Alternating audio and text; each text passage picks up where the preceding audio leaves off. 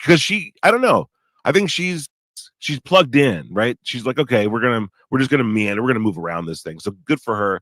But I'm sure that Knapp will be able to read his full statement on a recording or somewhere, and that's going to get out there. But yeah, retweet the space, guys. We got some more hands up here. If you guys got more ideas, more questions, pop up. There was like an hour and a half to read his shit yesterday. Oh, it was so much, dude. Okay, I think up next we got B, Flack, Terrestrial. We'll get to Chase in there too. I think Chase might be before Terrestrial. I'm not sure. So yeah, go ahead, B. I'll be really quick. Was this the first time we ever heard Lukatsky's name brought up in a congressional hearing? Because I was really happy to hear that.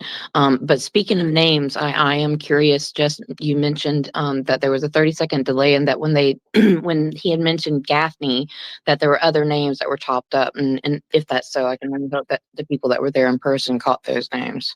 No, they didn't. They weren't willing to say the names. So we need to find somebody that was there and ask, because I hear there were names outside of Gaffney.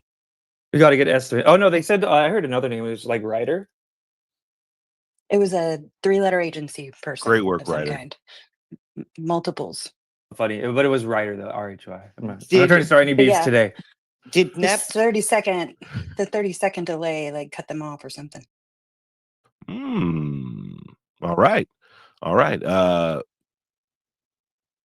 like Lukatsky. I think he's funny. I've only seen him talk a handful of times, usually through Weaponized. He's an interesting guy, and he was really part of ATIP. OSAP. I always forget which one was the real one. OSAP. And he was the. Go ahead, B.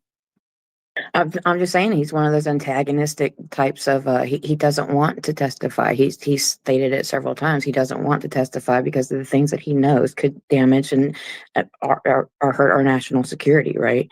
But he's also the guy that's sitting here saying that if humans only understood our full potential, there would be no need to fear.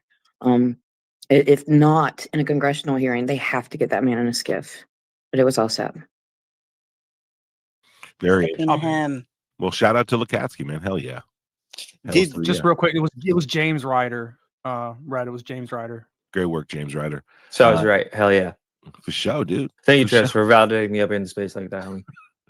Witness me. Oh, what a wild day, dude. What a wild day. Okay, it's Flack, it's Chase, it's Terrestrial. Let's go. I'm actually happy. Yesterday I was very, very, very pessimistic on this whole thing. It didn't go as terribly as I thought. Number one, I did miss a bit of what Knapp was saying. Did he ever get to the KGB UFO stuff or no?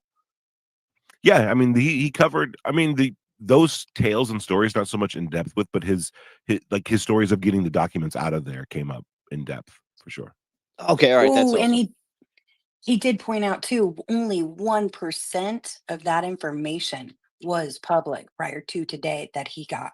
That was interesting. Oh, that's really cool, because that was 1%. Mostly speculation that even really took place, that we ever got any of the KGB stuff. Oh, that's so damn cool. The documents have been obtained and provided, and only 1% prior to today was public. Oh, and then Introspect was spot the hell on with the German stuff. Like that's what I'm looking into now, and it's just wild. Like Nathaniel's doing a lot of stuff with the airships and things, but it's all around very similar topics, like fringe aeronautics and things. Like if they can get into some of that stuff, like that's when I'll be hopeful, because we're actually starting to delve into our own history with those. Hell yeah. We got Chase and Terrestrial coming up. If you guys got questions, feel free to request the mic. We'll rotate everybody back up here. That's right, baby. Number 1 in your heart, number 435 on the chart.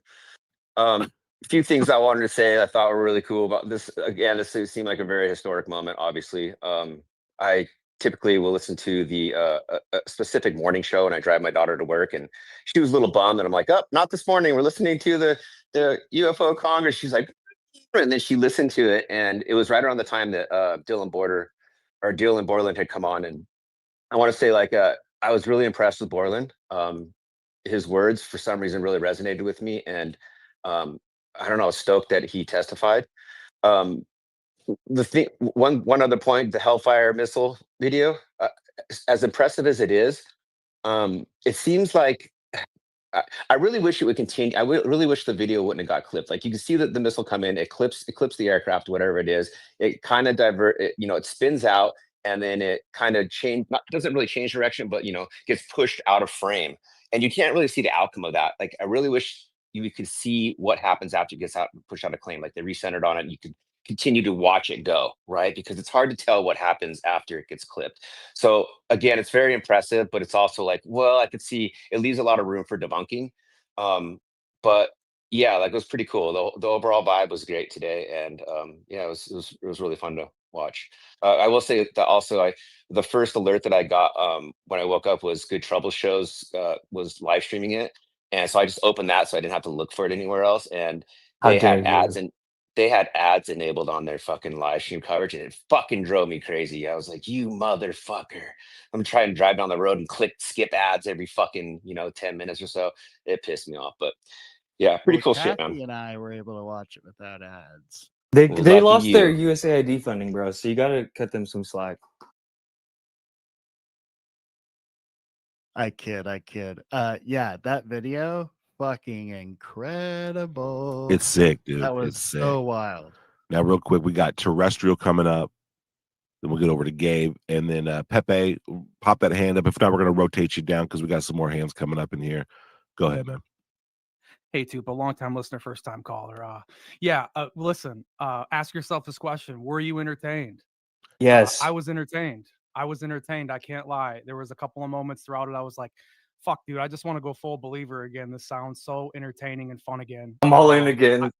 Yes. Hell yeah. There was a couple of moments where I had to like, okay, but let's take a second here, right? It does pull at you.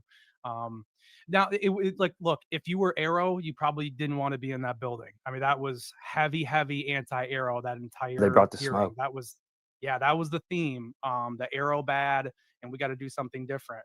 So it was interesting to see that. I did have a moment, though, I can't lie, where Borland brought up Bob Lazar, and I kind of had my Jesse moment from Breaking Bad. Red, you know that part? No, where he starts like Well, he was saying he thinks Bob Lazar's in it. So I kind of he had one was of those very moments. specific though, right? Like he just said about one part of his story. And he used the same argument I made 2 days ago in defending Lazar, because that was like my only refutation against. Someone was using Jeremy Reese's talking points, and I was like, the one weird thing though was that Lazar did bring people up to go film shit over there. I was like, so there is fucking that, See, Right. It doesn't Yeah, but Lazar show had the his I will moment. story, say- but it I does will show s- there was shit going on. And there was his coast to coast AM shows. Yeah, but I guess in closing for me, dude, it was really cool to see Knapp go up there and talk. It was, man. He earned it, bro. Yeah. At the end of the day, I mean, I wanted him to talk about the Element 115, the claims he's made about that. It really sucks they didn't bring that up. But it was cool seeing him bring up Dick D'Amato. That story, Dick going out there, Area 51, and kind of doing an audit of everything out there I love that story, man, for a long time. So it was cool to have that brought up. Whether or not you can confirm it or not, whatever. Thank God he didn't read the whole thing, though, huh? Yeah, for sure. Well, thank God you didn't take as long as you did yesterday in your live stream. Jesus Dude, it Christ. took you me had to play fucking a clip forever, of- bro. You had to play a clip every other paragraph. bro. Why, What the fuck? Red? Why? Well, everyone has all the context now. But wait, real quick though, because especially you, Chase, since you don't act all. No, I'm just kidding. Just Did fuck Borland with- ever get specific like what happened to him, or was it just like because I was clipping and shit as it was happening, so I kind of might be missed stuff here and there. Like what actually happened? What were the reprisals? He saw like a TR-3B. With No. had, But a like gold the plasma on top. reprisals. The reprisals. Oh yeah. No, I didn't hear that. No, super vague still, He right? said he would talk about that in a skiff, Red, and he said that he would name the people who were involved in that in a skiff. Okay. I hope he gets to too, man. That dude, I felt bad for him. It like you could see in his face, like there's something legit there. Well, he's also I- nervous. when- Imagine testifying in front of it's gonna be 100%. nerve wracking. When he started testifying, I was like, oh, that's why I can't really find too much on this guy. Like that's how he wants it. Yeah, you can't. I don't think he's anywhere, right? Have we found him yet or no? No, I can't find a lot of stuff about him. Has the Loot Crew Tupa already sent shit to Ken Klippenstein, or are they going to give it a few days this time? Oh, good question. Good question, dude. Fuck, I don't know, man. I want to know. I mean, they should pop in here. I'd love to get their Dude, everyone tag Sawan. Let's get him in here. And also, I did a comment to Luna and Burrows saying Fuck it, tag them. They're not gonna make it, Red. Right now, they're doing the after meeting stuff that they do in the collaborations and stuff. Is anyone crashing out like Corbell did? Is Lou Elizondo right now being filmed and followed around by TMZ, currently crashing out in the halls of Congress? I don't think I didn't feel that combative energy, but I also didn't feel it before I saw the Tubi doc where Corbell's crashing out. So Oh, this is a good day. This is like the Grush one, bro. This is like a cookout vibe day, bro. Well, let's what make some about Grush in the margaritas, Chase. background? Totally. Grush sitting I'm not behind drinking, but will you fucking- drink for me, please? I I'll have have too one. much. And that was good, Juba. First fucking proof of life of Grush in what, like 2.5 years? That's another win. Yep. W. Yep. Yeah, and George Knapp called out as the second witness, Grush, to see those KGB documents. Oh Pretty- shit. We're cycling people too. There's a lot of requests. Maybe co-host someone else too, Tupa. Am I the only one that's bothered by the fact that these are grown men at Capitol Hill that won't wear a fucking tie? No, you're not the only one bothered by this. Okay, thank I you. wish that they would, figure it out. They're not. Who wasn't wearing a Zelensky out tie? there. Okay, fashion Corbell. police. Corbell Corbell. again, Let's and then name- he let's brought shame them Matthew all. Brown. I love without that a he brought the tie. backpack back though. James Fox, no tie. Like, come on, folks. Is that the same Hey, shirt he wore too the last couple? They're just regular guys. Same ass outfit. Anything else, fashion police? I thought Luna's was on point as always. You know what I did, Red? I put a tie on halfway through my stream just to show it was that easy. Nate Nate had a pants on dope ass outfits. necklace. I will say that. Your necklace Holy is shit. crazy. Okay, we got JK Philly fan up here. JK, what are you thinking? Yeah, I like that Knapp was talking about James Ryder. Now, was he saying that he is the gatekeeper or that he ran into gatekeeping issues? That was my kind of question. And then my other comment is that I think Eric Hecker is highly vindicated with all the negative comments era in this hearing. So that's a big win for him. Red, do you have anything on Dr. James Ryder or Glenn Gaffney? Well, Glenn Gaffney's the one that they're all weird about, where Matt Ford had his little gang stalking incident over the article coming out, and Lou had Matt Ford name him in his like after Congress thing. Okay, yeah, because those were like You the did- two names I'm Knapp sorry. dropped. I kind of get the vibe that if we talk to him, he'd be like some fucking crazy shell and be like, the fucking Scientologist been fucking with me for 20 years. You know what I mean? Like, I don't know if he's the big bad that he's been portrayed to us as, but maybe he is. I did like that format. George Knapp, or having an experienced reporter there, that's kind of credible. Hopefully, the Spielberg guy was really weird. Spielberger, it looked like a whole waste of time. When those other ladies were just going off topic, completely politicized, trying to politicize shit. They should, smack those people down as soon as they fucking start wasting time. But George Knapp, dude, fucking finally, I thought he was gonna go his entire life without being able to talk, and that was amazing. All those people giving credit to Gallaudet and all those Grush, the previous guys that have paved the way. So it's going to be like a step forward every time. It might take a decade, but we're going to get there. And I feel super ecstatic. There was an actual active duty senior chief there. I was fucking happy that we're finally moving the ball. Feels good. Yeah, today was definitely focused on like obfuscation and retrieval, and we got a badass video out of it and some really cool witness testimony. Today was a W for sure in my eyes. Yeah, the UAP Disclosure Act, we need to really be pushing. Oh yeah, and they did a good job of like getting those clips out there.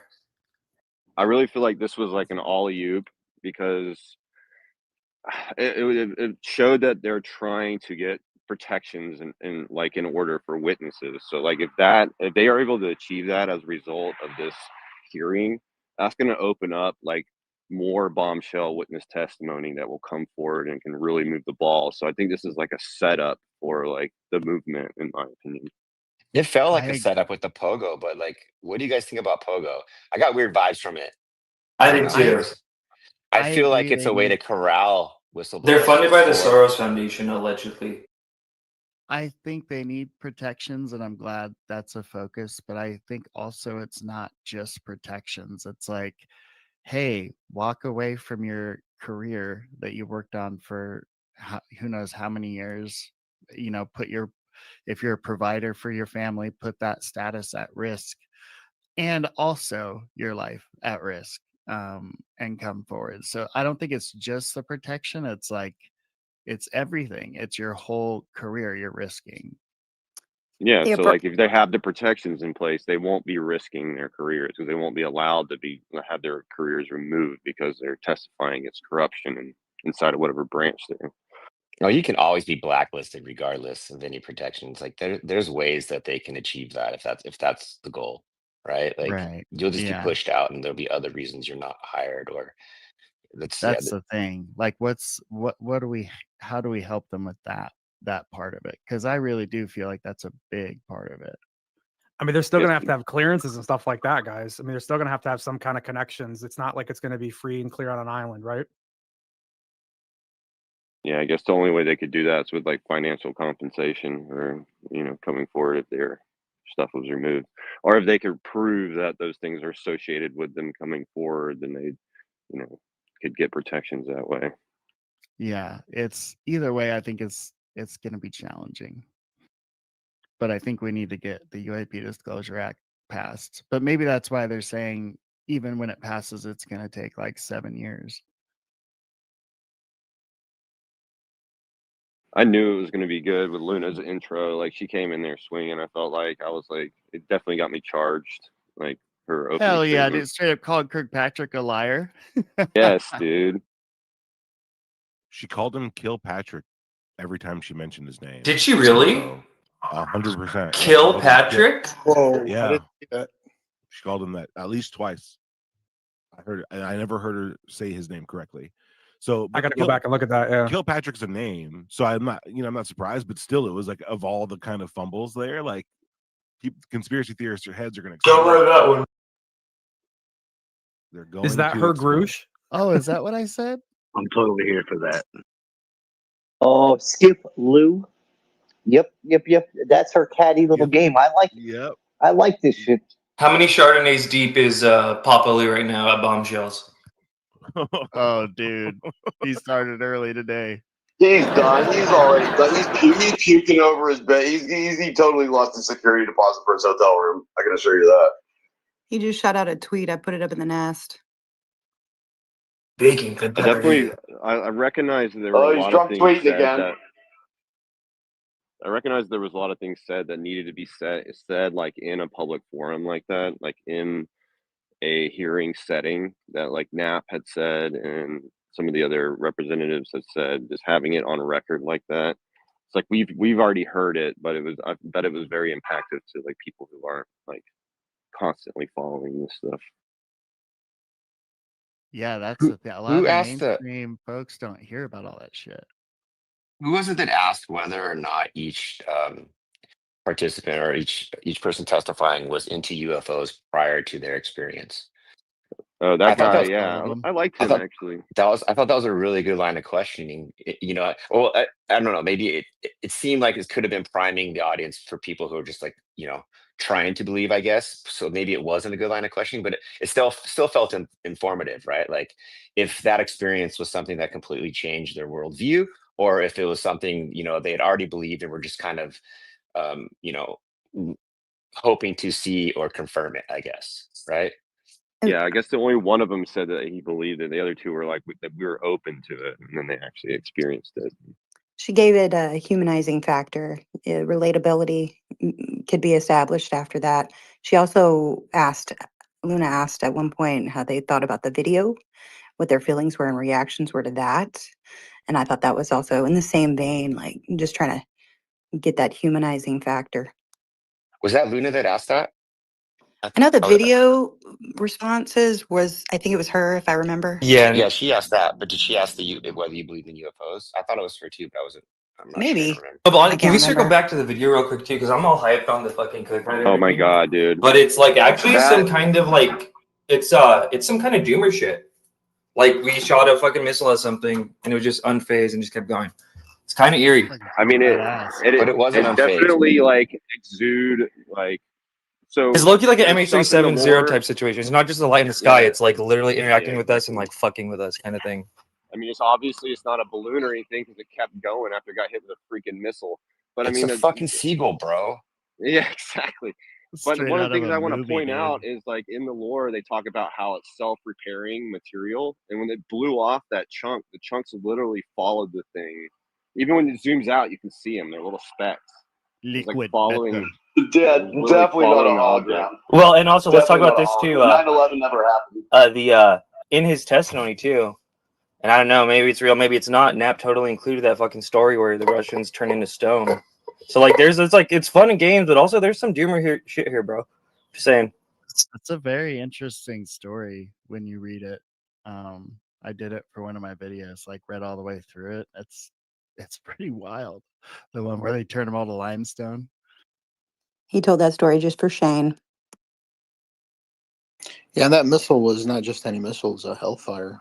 It uses like a laser homing system. It never misses, and clearly fucking missed that time.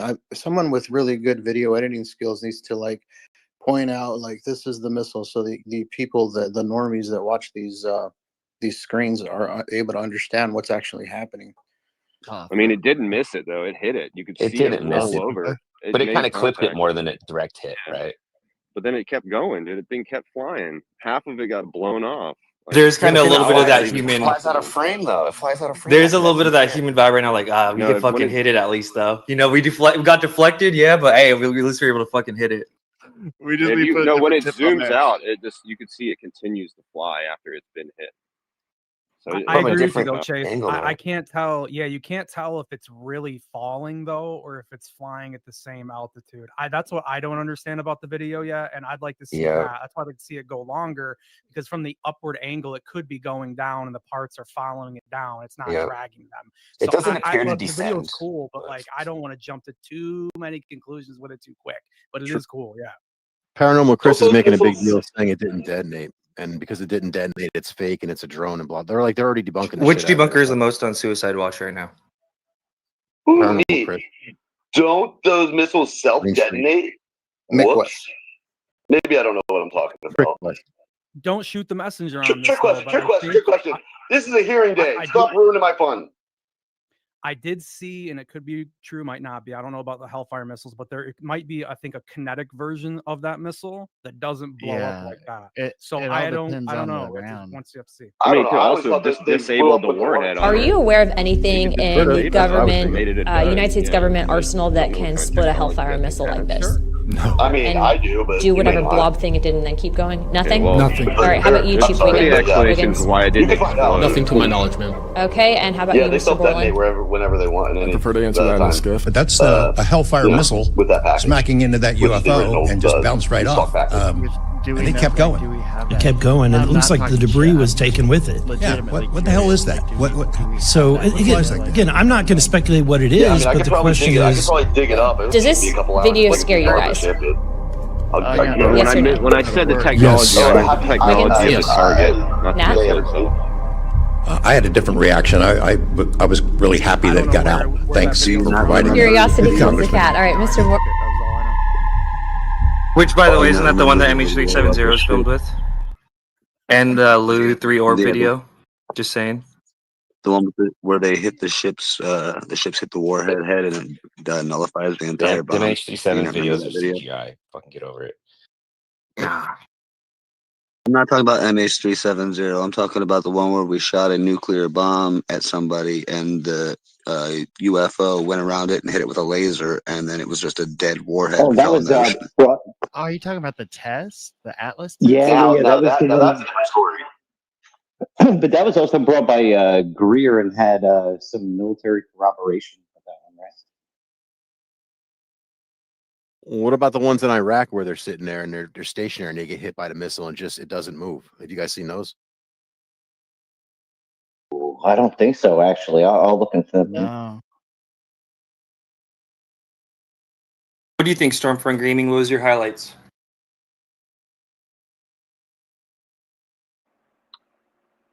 I have a big list but I can wait whenever. Let me know. All right, you go then. You go for it. Okay, yeah, I was enraptured the whole time, dude. Like the Russian docs, thread 3, they said it's a huge file. What's in those files? I guess he put it out to the public, so we're going to read those. They mentioned Reagan and Gorbachev talking about aliens. The videos I just wrote talking about that missile taking a direct hit, and keep going. And they're like, okay, do we have anything in our army that can do that? And they're like, no, no, no, no. Like, do we have anything in physical reality that can do that? Yeah, it's crazy. And then the one dude was smoking a cigarette and saw a 3-foot tall building triangle. I might be getting my stories mixed up, but he was smoking a cigarette, which makes me think that whatever it is piloting those things, like they can track. Okay, every night this guy goes on a walk around the base, but he's just smoking a cigarette. It doesn't care that he's there, right? So we're ants to whatever NHI is. And then, what are these quotes? If I'm legally able to tell you, and if you're legally allowed to hear it, you could just hear the slap across the faces of Congress, and like, I'm telling you, you can't listen to this, and I can't tell you because someone else controls it. So it was that was, Man, that Damn, was funny to hear. that brings something up to mind, right? Like, I had this idea with it when I heard of Nimitz, right? What if a lot of these things are they're just testing a new platform, right? Where they do not tell anybody other than maybe 2 or 3 people who know, and then everyone under that is kind of used to see, like, all right, how would our soldiers react to seeing this? To kind of gauge how another army's group of soldiers would react to seeing those type of things. Because there were other ones where it was like all of the staff that was on top of the naval ship would have to go inside. There would be a shift change, and then everyone who came back out then saw something within minutes, right? Some were told to look in a certain direction, others were told to look in a different direction. You know, like, I just wonder if this could be a bit of our own fuckery trying to see what an unintelligible soldier would think of a craft they never seen before. Yeah, but then we would have to dismiss like anything pre, 1970s, 1960s, whenever the anti-gravitic research was going on. So there were a lot of, sightings before that would have to be Oh yeah, dismissed. If it is, 1850s, Davey. 1850s had a fucking 1700s, 1700s from Richard Dolan's book talks about the sea captains back then seeing stuff.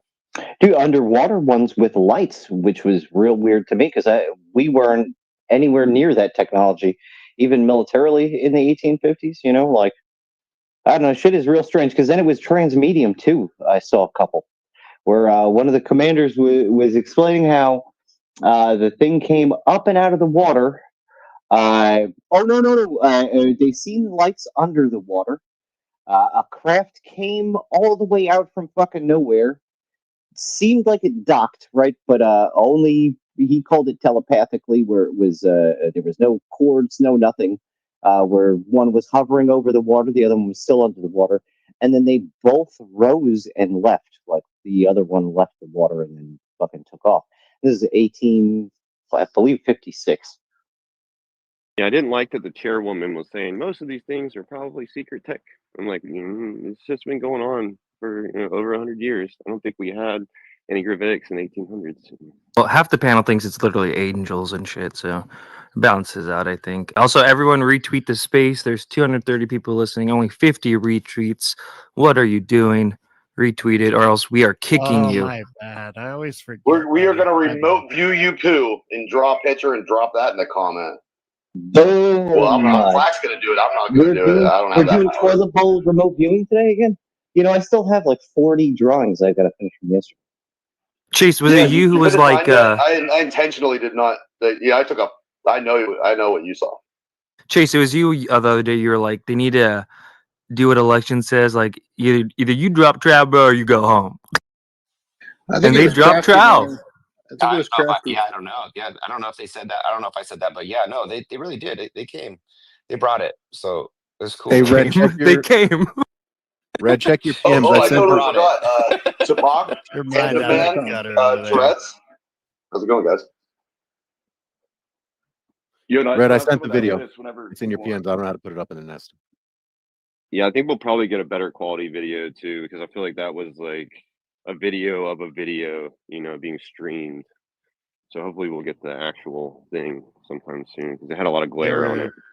There were two moments in that hearing where you could have heard a pin drop. One was that video, and the other one was who decides what gets out. Oh, was that the part when they asked for a name and then everyone went fucking silent? I love that. Silent. Give me names. Such a power move, dude. And they all Oh, looked at that him was in their awesome. seats, but Yeah, and then he does say the name. That was fire, bro. That was actually was get it, Nap. I feel like Nap was just like, fuck it, I'm naming him. We're about to dox this fucker, yo, live at That was Congress. like that moment. That was that moment, like Eminem moment for him. He's like, should I say something? Should I not? What have Sawan and Kim have done to Mr. Ryder by this point, you think? I don't know, but I know the two names I'm going to be researching this week. Oh, handwritten letters to their houses. Sictanic's already driving to Mr. Ryder's house right now in the doxing van. How about when Luna says she's gonna I'll be picking everybody up along the way. Hold up, Joker. Hey, Joker. Fucking Terrestrial is just talking, bro. We're gonna cycle you down. We'll bring you right back up, though. Go for it. I was gonna say, how about that moment when Luna talks about subpoenaing Kirkpatrick and the entire place clapped? That was pretty wild, huh? That was wild. That was crazy. Patrick. Yo, I wonder what do you think he felt when he watched that and he hears himself be called Kilpatrick. He's probably releasing like a 5-page thing to Green Street as we speak. He's pissed. Yeah. Dr. Ryder's is dead, so he's not. They probably already recorded it. I posted that. Which Motel 6 do you think he's going to, Tupac? But then they had the discussion about whether they have subpoena powers, and then they said they had other methods. So they're doing it. But yeah, it's crazy. They even said they're like, the powers that be that granted us to even have this committee, they didn't grant us subpoena powers because they don't want us to know. Chuckle. So it's like, what? She said, they don't want us to have it, is what she said, and then she laughed. They're going to snatch Lou and waterboard him. Yeah, Dr. Ryder passed away years ago, but he was actually featured on a video that Jesse Michaels had one of his podcasts, like a lecture on electromagnetic universe and a lot of that type of stuff. So we can't dox him? We can't dox him. No, fuck. Unfortunately. But yeah, I mean, then that video that Jesse featured only had like hundreds of views, and now it's come back from the grave, if you will, that video. I'll repost. Oh, we're gonna griff good off this fucking hearing, bro. Ain't that right, Tupa? Hell yes, dude. This is our Super Bowl. We got highlight clips on highlight clips. I mean, people are gonna be dissecting TikTok's this. popping, YouTube shorts are popping. Shit, drama might even like slow down for a month or two, huh? That's something to talk about. It's good though. You know what I mean? We gotta, reinvigorate the masses. This is a topic that feeds on these little information drops or leaks or whistleblowers, and to have everything all in one on the national stage is a huge thing. Like and retweet the space, everybody. Thank you, Panda and Terrestrial, for co-hosting this. I'm loving everybody's feedback and everyone's reactions to this stuff. Let's keep it coming. We got a lot of hands coming up, so we might rotate people in and out. No big deal. But yeah, this is crazy, historic. Yeah, I like that Nap mentioned like cats. Same here. Lukatsky's a big deal, dude. Let's get Lukatsky in the space. Like and retweet the space. Tag Lukatsky. I don't even think he exists online. Has zero footprint. But who knows? Maybe he'll create an account to come in here and correct the record. We don't know. Yeah, I posted the video of the missile hitting the UFOs. By the way. Hell yeah! I reposted that video. I'm gonna post it 1,000 times. I think there's mileage on. No, not that one. Not that one. The other one I was talking about. They're just sitting there to get hit. It explodes this time. Oh damn. Okay, cool. Go up in the nest and check it out. While you're up in the nest, check out the UFO Congress after party at Bombshells. I don't know how to nest it. That's the problem. Oh, don't worry about it then. Gotta learn. There's a wall. Get over it. Yeah, nobody I'm was telling you, bro. Can somebody put it in the net for me? I'm stupid. No, check out the video though. We got hella videos in the nest. Some fun ones. We might even take a musical break in a little bit, just to kind of mix it up, dude. Get more people in here. But yeah, we have whistleblowers down in the audience. We have people listening all the time. Recently, Eric Burleson was in these spaces, but in my space, in here talking with with us about everything for 3 hours. Actually, I heard that was AI. Oh yeah. That's the rumor, right? So it's great to get everybody. Oh, Estimate's here. Estimate's in DC. He's listening in the space. Maybe we could get him up here. Yeah, he's the man in town. Yo, has Nap ever jumped into a space? You know, Corbell actually jumped into UAP Mike space back in the day when he was Hate Group. That's right. That'd be kind of cool to get him, or I don't know. If Estimate's there though, Estimate, I'd love to get Estimate up here. Yeah, I need to. I was kind of disappointed he wasn't wearing a fucking leopard suit though. He must have had a press pass. He had a camera with him. We need JP in here. Who's getting the better scoops right now? Ask a poll or Estimate? John Strader, every day, all day. Yeah. UAP Herb. That video is awesome. Which one? Oh yeah, the UFO crash.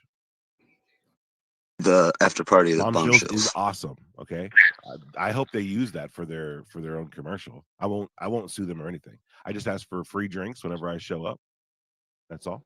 I just looked. It's a 5.5 hour drive for me, and I kind of want to go up to Devil's Tower anyway, so I might stop in. I'll tell you how it is. You'll get free drinks and roofied for free. You'll wake up you'll wake up in a hotel somewhere. A bathtub full of ice. No. Yeah, I stay in a van. I'm good to go. That's how it happens out here. Big old a call out on the menu name would be sick.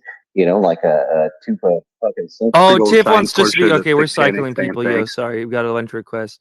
How good would, and I don't mean this as a knock, if Dylan Borland was to go all in as Kip Dynamite for Halloween, how good would he pull that shit off? With the necklace and everything? Oh yeah. Hood Kip Dynamite, yeah. Yeah. Post LaFonda.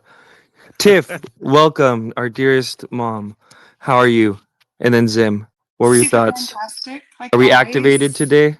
So activated. I did clip that video and I added the little Suno song about shooting it with a Hellfire missile because that was pretty neat. And I'm not really sure what happened there. Like, did the UFO explode and reconfigure, or was all that blobby stuff? Well, that's something too, right? It was AI. It looks like it deflects in a weird way. Like, I don't know, bro. Did we see some kind of weird gravitational fucking plasma thing? Jelly or something. If you shot, yeah, something that was once a gelatinous blob. But anyways, they also said Lockheed Martin. I didn't catch if they named any other names, but I did hear that, and I was glad that they finally just like dropped that issue on the table. Yeah, if you watch the video where the missile hits, you can see like where it deformed the shape. You can almost see like a defined shape like past the glow, and then it coalesces into an orb, and those pieces follow it. Yeah, it keeps following. Yeah, and then there's 3 pieces that are kind of like flying with it still. If you guys watch that, right after it hits, there's like 3 pieces. They look like orbs in the MH370 video. It doesn't look like it dropped in elevation because the size of it didn't change. It keeps going. Well, But it's almost like a gravitational deflect. Yeah, even the stuff that came off, it stayed in time with the object itself. Like they were both going at the same motion, and I just don't know what happened to it after the fact. Did it come back together, or was that the missile, or what? Yeah, it moved like if you hit like a buoy with a rock or something. Like if something floating on top of, like a spear floating on top of water, like pivoted and then like re-centered itself. Do you know how fast it was going when it got hit? Because it could be just a cavitation behind whatever it is. If it's going like Mach 10 or whatever. I would assume that since that was taken from a drone, the drone was not moving forward at any kind of significant speed. So we're seeing a pretty reasonable, representation of how fast it was traveling across the water, since it wasn't from an airplane. An alternative thought I had is when Luna said, did that video scare you? To the people who would know whether or not they should be fearful of a video like that. I was like, well, maybe they're presenting our own technology out to the public beyond America. And they just like added that part in to make sure that it should be something. Well, Tiff, I said this earlier before you got here. It's all like cookout vibes, yeah, but it's also kind of doomy, bro. When you think about what you just saw there, our best shit is just kind of powerless against something all the time. And the guy who showed you that video also told you that they turn humans to stone. I want to say that when Borland went to go answer that question, I felt like he knew something. What he was about to say after was that, yes, it scares me, but not for the same reason that it scares them. But yeah, he knew more. Yeah. That video, the object or the craft is, or whatever it was they shot at, is still spinning as it leaves frame, right? It doesn't recenter. So like it's still spinning as it exits the frame, which I mean, again, I really wish they'd have stayed locked on more. I do think it's interesting that it was anomalous enough, and they're spooked enough by it that they did fire a missile at it, right? So that there's obviously something to be said for that as well, unless it was some type of red team exercise or some type of testing experiment. Trying to take it out. Good Yeah, point. that's what I'm wondering. Like, why would you do that? Why would you shoot at it? Like that's ballsy. Well, if it's our own I mean, tech to rules. like test it to see if what it's capable of, right? Could be. What if it just Silo- teleported a 737 full of Chinese semiconductor scientists? Yeah, siloed factions of defense contractors that are trying to test to see, to poke fun at the military that they can outrun us and outdo us. There's still no clear indication whether it's off-world or it's ours. It's still Estimate is requesting if anyone speaks over him, they will be not only removed from speaker, they will be kicked from the space permanently. No, I'm just kidding. But let's get Estimate up here. Hey, I'll tell you where the leopard skin went. He got it dirty at the pre-party, after party. Ask him about it. Estimate, is it true what I heard about you? Never mind. How was it? How was yesterday? How was last night? No, come How's on, it? finish. What do you mean? I heard that you and Linda Moan Howe are getting a little freaky on the dance floor last night. Listen, there are certain things that should remain classified, all right? And that's probably one of them. Did she give you the I hot don't think tub that's doom talk? classified. Good girl. He can No talk to hot you about tub that this as skill. time. Just lots of beer and Tell us yeah, everything, Estimate. fun. Getting into town yesterday, last night, and then today. All you, bro. Getting into town was a bit of a pain in the ass. I took the train. DC's different. Yeah, everything here is slower, but it's like built like a city. You know what I mean? So it was cool. I got to go last night and just kind of be, fly on the wall. Lots of interesting personalities, lots of interesting takes. Name some. No, I don't know if I want to just yet, but I do. Who find controlled that room? Who controlled Did you that sign an party? NDA, It was, Estimate? Come on, when you work for the CIA, you David know what I Allen mean? Greer, wasn't it? That guy from Living Color. I saw it. Oh, Zim, you're pushing it. You're pushing your legs in. Well, dude, you guys need help. He doesn't want to talk. He's look, he's back. He's back. It sounds like Burleson actually gives a fuck. Right, so that's like the main takeaway. I think there's a lot of questions like how seriously are they taking this? I think they're taking it as seriously as they can with the amount of time that they have to dedicate to something like this, because like they have other constituents and things like that. So that was refreshing. Today was wild. I didn't think the hearing was gonna be that good, honestly. So it was cool to be in attendance for that. I thought George Knapp killed it. You know what I mean? A lot of people were, had questions about him. Fucking killed it. And the two videos, man, I wasn't expecting that at all. So it was. Yeah, there was cool to two. see What's the real second content. one? Oh, they just showed Wiggins's again, right? There's only one new one? Yeah. Okay, Yeah, gotcha. the Wiggins one one new was one was really the one with the clear. missile, I think. And what was the vibe in the whole room? Walk us through it. No one cut him off. The vibe, I mean, electric. I don't know how else to say it. Like it didn't feel like going to a concert or anything like that, but people's expectations were tempered this time around. So it was a lot of like familiar faces, people that have been kind of like on the hunt for the truth, right, so to speak.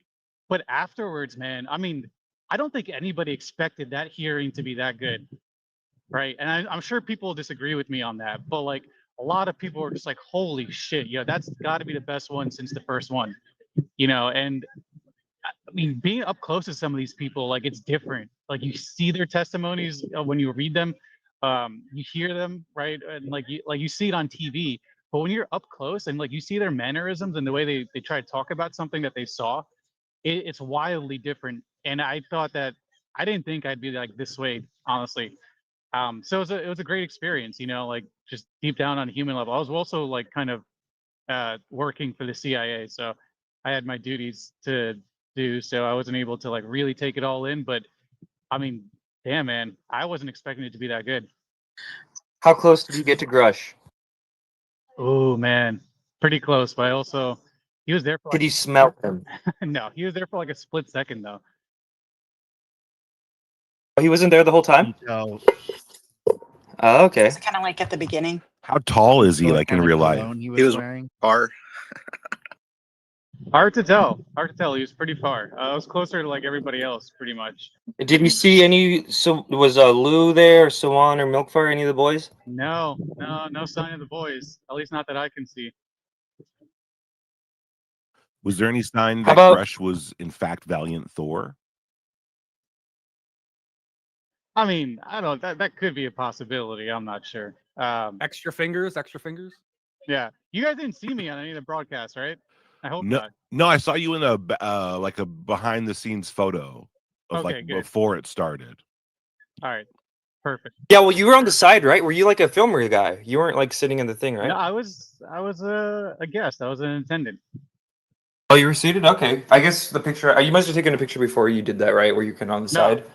I'm kidding. I had a camera. I was in the pit basically. Like so, I was like Did you right up wear? close. Did you wear a tie? Oh, so you were closer than even the audience. Yes, dude. I was like right up in there. Like I'm pretty sure I broke some rules doing what I did, but whatever. I could not find a leopard print tie in time. Believe it or not, I went to Amazon and they could not deliver it before the hearing. So excuses. I Well, know. walk us through the process of getting there, of not being just to someone seating. Like, how did you? What was that whole like the media thing? I mean, I want to say like it's VIP access and everything, but like in reality, no one knew who the fuck I was. I had to spend I think like 40 minutes to get my press pass and talk to people who can get me the press pass and all these things. And it was definitely like a first time, like a newbie mistake. I should have got there like 3 hours earlier. But once you're in, they just give you kind of like they take you aside from the line. You go inside like the halls, and they're like, okay, here's where you can film. You can film over there. Don't cross the middle. Don't go in the middle. That's for accredited members of press. So I definitely broke that rule because I think I was in the middle the entire time. But it's very quick. Like wham bam. Here are the rules. Go get him, kid. there's no tutorial or anything like that. Nice, yeah. So it was exciting. Whose opening statement hit the hardest in person, do you think? Oh man, I mean, I like naps and probably naps, but yeah, even well, how do you pronounce the first guy's name? Yeah, the first guy hit the hardest for me. Yeah, Nusatelli? Nusatelli. Yeah, man, I wasn't expecting that from him either. I've only like I know him on the peripheral from interactions on Twitter, right? Like no direct communication at all, and like he just kind of laid it down. I was like, oh shit, and like his sighting was something, I thought that was pretty damn significant overall. So it's not something that either I haven't heard of, or maybe I haven't heard of it because I haven't been looking for it. But I was very much kind of like blown away by what he had to bring to the table. Yeah, like Luna and then him right afterwards. I was like, fuck yeah, let's go. Yeah, was one of his accounts like a new account? Like I hadn't heard of it before. Was that new to you? No. Oh, yeah, no. The account that he opened up with, that I thought that was a new account. I haven't heard of it before. Maybe I should have. He said it on Weaponized before. He's been in the mix for a minute. He was in UFO Twitter Week like a month ago. Oh, right. Okay. Yeah, Corbell stared me down. I think I pissed him off. Really? Why? I don't know. He just I don't know if he liked the fact that I was filming him or something. But Careful, dude. He's got Did you notice when they were naming everyone who, like, I think everyone who can be filler, they didn't name Schellenberger. They named like everyone except Schellenberger. Like Mr. Grush, Mr. Graves, Mr. Fravor, Mr. Elizondo, Mr. Yeah, I noticed that. Yeah. Yeah, I mean, I'm surprised they mentioned Elizondo still. He's not, there was really no mention of him other than that. I think even from the crowd. So that was also. You didn't see him at all, or smell any like Chardonnay or anything like that? I mean, I was looking out for him. I was looking out for anybody that is pretty notable. But no, he wasn't there. Do you do the thing where you interview people after? You should do that if there's still like the energy around. No, I tried. They all dissipated. Like the unfortunate thing is I'm not doing this for myself. So like if it was me, I'd have a whole different routine. But like You doing it for Israel? Yeah, the Mossad. So it's like there's a checklist of things that like people want, and I'm like, okay, like it's they say like it's easy, but like as soon as the hearings are over, man, it's like a mosh pit, dude. Everybody just bum rushes, like Burleson, Luna, like even like. Is there no after party like last time? Could be. It's pretty classified. I mean, I still gotta do some work out here, so I don't know if I can actually like do anything. But everyone's pretty nice, actually. Gerb, I met Gerb. dude is incredibly nice. Oh, you met the infamous Gerb, Yeah, dude. man. Hell yeah. How's that? Dude, he's incredibly nice. Like, it's just a common trait that some of these people have, I think. Just very respectful, very nice. You know, you can get down and dirty with the UFO talk, but like, frankly, I think a lot of people are just like there to kind of experience the hearing and like take it in and you know, make their final assessments after the fact. Is that how he pronounces names? Estimate is Gerb. Is that the final? You know, word I on that? should have asked, man. I should have got him on You camera and be didn't like, "Hey, ask? man, can you solve?" Nah, What's no, up, you big know. Gerb? That's what I would have said just to test it out. Bro, Experience was here. Man, Experience is like a spook, bro. Like you guys don't even know. I Like, saw him in the turn- hearing. Bro, you turn the corner and he's just like right there smiling at you. He's like, "What's up?" I'm like, "Yo," you know. But he's cool, man. He's definitely been helpful, like just helping me navigate this town. This town is weird. DC is weird, guys. It's not like a normal city. Are you gonna visit Comet Ping Pong? Hell no. Good idea. Oh, good Stay away from there. question. Good statement. Don't go there. Stay away. Don't go. Don't do it. I have a follow-up question. I wondered if you got your comics distributed. Did you give out any comics? I did. I'm not sure I'm supposed to say this, but people came up to me and asked me, and I'm like, "How the fuck you guys know? You know, how do you know who I am?" But that was cool. So like, it kind of like took the anxiety away of like giving them out. People would just like kind of ask for one, and I would just give them one. So it was cool. Yeah, definitely. You know, some people that got some new copies in their hands, and that's all fun. You know, but I didn't want to take away from the hearing. Like, I didn't want to line up and be like, "Hey, man, you want a comic book?" Like, it just kind of like takes away from like the entirety of the thing. You know what I mean? Like I'm doing entertainment, and then you have this like really sick hearing about, you know, people say they've seen something and they're trying to take it seriously. It's just, I didn't want to put it that high. We're living in a freaking sci-fi movie, dude. It's crazy. You can't make this shit up. Like this. It is. Yeah, I recommend everybody go to like one of these hearings. Like, it's crazy. Like, it actually is a different energy than it is on Twitter. Well, I would hope so. Right? Because Twitter's crazy as hell. But it's good to know that like it's a good time there. The vibes are up. The vibes are everywhere. This is not just a Super Bowl for us. It's like we won the Super Bowl a little bit, or at least we're inching our way towards it. Interesting. Yeah, what was it videos. like for you guys? Oh, it was cool. I mean, there were. I mean, I was just hosting a space and doing commentary, but like, I loved all of it. I thought that there was some speculation, like some of the stuff Knapp was saying was just secondhand, third-hand stories. But he was giving examples, and I appreciate him for that. But like the pogo thing was crazy. I did not like that at all. Bro, yeah, that the part at the end with God, what's her name? Crockett? Lee or yeah. Or There was it was towards the end where it was like, all right, let's politicize the fuck out of this. yeah. You know, like I think I audibly groaned. I'm not sure if I if yelled. pissed anybody off. The record will show I was yelling the whole time for someone to cut her mic off. Yeah. Because I thought it was too much. It had nothing to do with this. It was literally, I'm gonna come in here. It was so political. I'm gonna just say a bunch of negative things about my opponent, and I'm gonna use this as an opportunity for that only. I hated that. But aside from that small distraction, you know, I mean, at least she was talking fast. But aside from that, everything was pretty cool. Yeah, at least she did the courtesy of saying it fast. But I think everybody watching and everybody in that room collectively wanted to throw something at her head at that Oh moment. man, we were all rolling our eyes, dude. Like, if there's a clip of me, like I rolled my eyes so far back in my head. You know, I'm sure other people, like, you could see them even on the panel get agitated a little bit.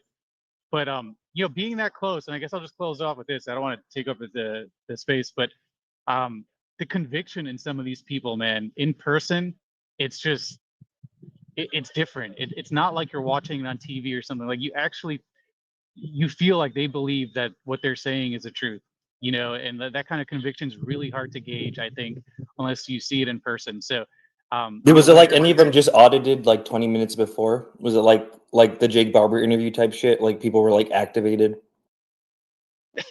No, I mean, I don't know. The Jake Barber thing, I mean, I'm not sure like what he did before, but no, everyone's calm, collected. They had like a stern look on their face, you know, like that they knew what they were there to do, and they delivered. And again, the conviction behind, you know, their words is like, that's probably gonna stick with me more than anything. Whether even if down the line, like this all ends up being like completely government tech and whatnot, whatever. the conviction that these people had when they sat there and talked about like what they saw or what they experienced is something that like you can't replicate. Something you felt from It's home, I certainly- think. I'm excited. Oh, sorry. Real quick, I'll be real quick. Something we felt from home was when they asked for the name and there was that pause and then he said Ryder. Was that pretty intense IRL? And then we'll go to Grider. And then Experience hopped up here. We're trying to get him up as a glitching. But yeah, at home, at least from our perspective, I was kind of like, oh shit. You know what I mean? How was that in real life estimate? Do you remember that part? Wait, which part was that? Where they're like name names and then they're like all quiet and then you feel like Nap go like, fuck it, that Ryder dude. All right, he was the only one that named it. Like, I mean, you could see them, like you could see their eyes kind of like darting. You know what I mean? And like when they hesitated, like because it came with such conviction, when they hesitated to give an answer, like it wasn't like, oh, I don't know the answer to that. It's just, it's can I say this? And here's what, like, what's his name?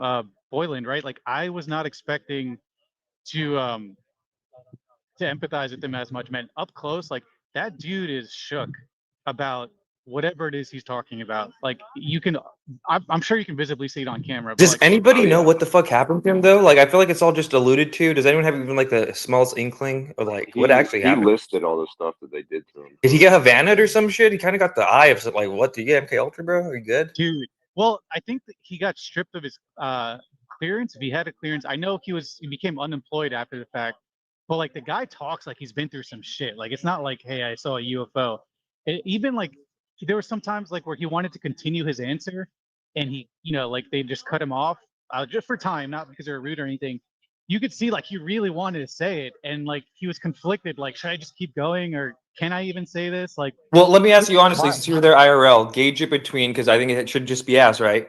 Well, do you think some real shit happened to him, or is it possible he's just kind of like a crazy person? Not saying he is. I'm just, you were there IRL. You could pick up on stuff more IRL. bro, if I had a gun to my head, I'd say something happened to him. Yeah, like Okay.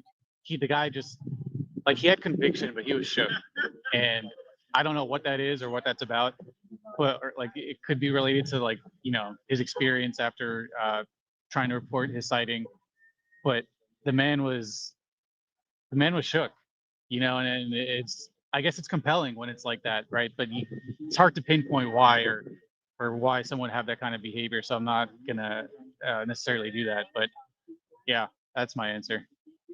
You don't think some of that could have just been nerves from testifying in front of Congress? Because I mean, No. Could have gone good to question the too, wrong party Chase. last night or something, right?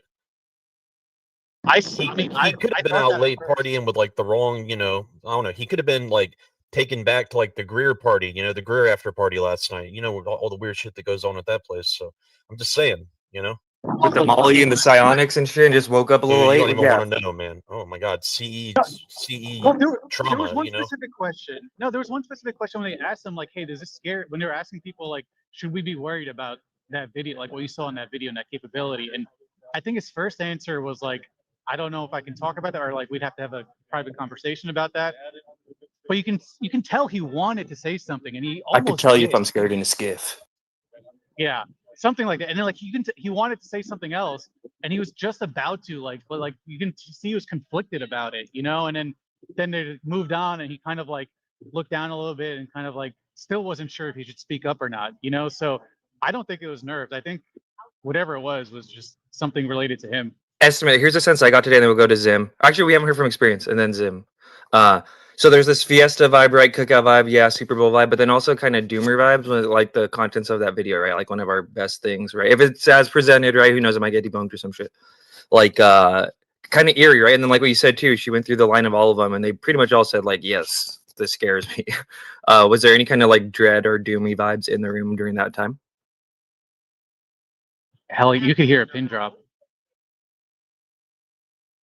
Like that's real, right? It's like weird. We have this juxtaposition of like, fuck yeah, we're moving the needle, but like, really, what just happened? Like, the government's really telling everyone like we can't do shit, low key. Yeah, at that point, that's when it switched to like, yeah, this is a national security issue. Whether this is adversarial tech or whether it's not from here or whatever. That I think was like the exclamation point for the hearing. It's like we're fucked if we don't figure this out. I mean, it was also that there's an imbalance in power in the checks and balances of our government. They're saying that the executive branch is muscling. Yeah, but I think that's around. even minuscule. That's real That's a and big totally deal. cool. Yeah. It is a big deal, but even then, it's like, okay, great, human petty shit, drama. But then we also have this fucking thing that we can't even hit with our best weapons. And it deflects it in some weird way that I still don't even know. Like I feel like if I don't even know what we could we even recreate that effect on something, you know? But I mean, you got to understand also that this stuff has been around for a long time, and they've never attacked us. They have technology like we think they do. Sodom and Gomorrah, bro. Yeah, but I mean, Well, that's not what Knapp said, right? Knapp said that they in defense, tried to engage in self-defense, yes, but they've never been like, we're gonna blow up. No. Matt Knapp said, and the guy who just showed us the fucking dingus video we've said probably Loki ever seen also said they turned on nukes, and he also said in his written thing that they turn humans to stone. So just consider that. That's in the record. I was more talking about the Russian incident. That was because the jets were chasing them and trying to blow it up. Well, no, they actually turned on the launch codes, right? Like it was, so they activated the launch codes in Russia, which made them ready to fire, right? That's what Knapp was saying.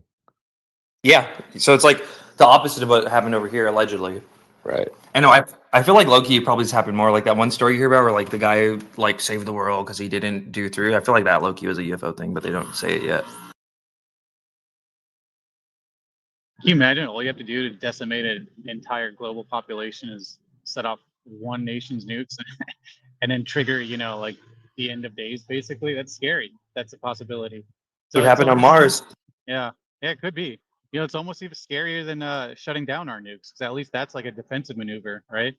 No, it absolutely is. It's like stirring the shit, bro. It's like instigating on some back channel shit. Or it was just flexing their power, saying, look what we could do at any moment, right? Like, so, I mean, you could look at it a few different ways. Having our missiles armed, as human beings, having our weapons armed by something that we can't even see, remotely is fucking insane. It's insane. It's that like is a flex. It's saying you guys are not in control whatsoever. Enjoy whatever you're doing or whatever, but we're gonna come through and just freak you out every once in a while. It's odd. The turning to stone stuff from the Soviet Union, those documents, I became aware of those a couple of years ago. And then, I always kind of knew about this little story, but didn't really dive in. But I wanted to make like an AI video. But back then, there was only basically photos. There was no AI video. You can just do AI images. So I made that one. I made it about it. So I have a video about this exact case, or that he's talking about. Keemstar loves it. Remember? I remember when you showed it. He's like, I love it. Oh yeah, he did. Dude, it was sick.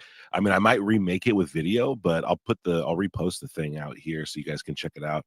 But yeah, like the intro is all like we got it from a FOIA request, or it was released via a FOIA request. But I think I might actually replace the intro with George Knapp talking about. Oh, you got to use the audio, yeah. You know what I mean?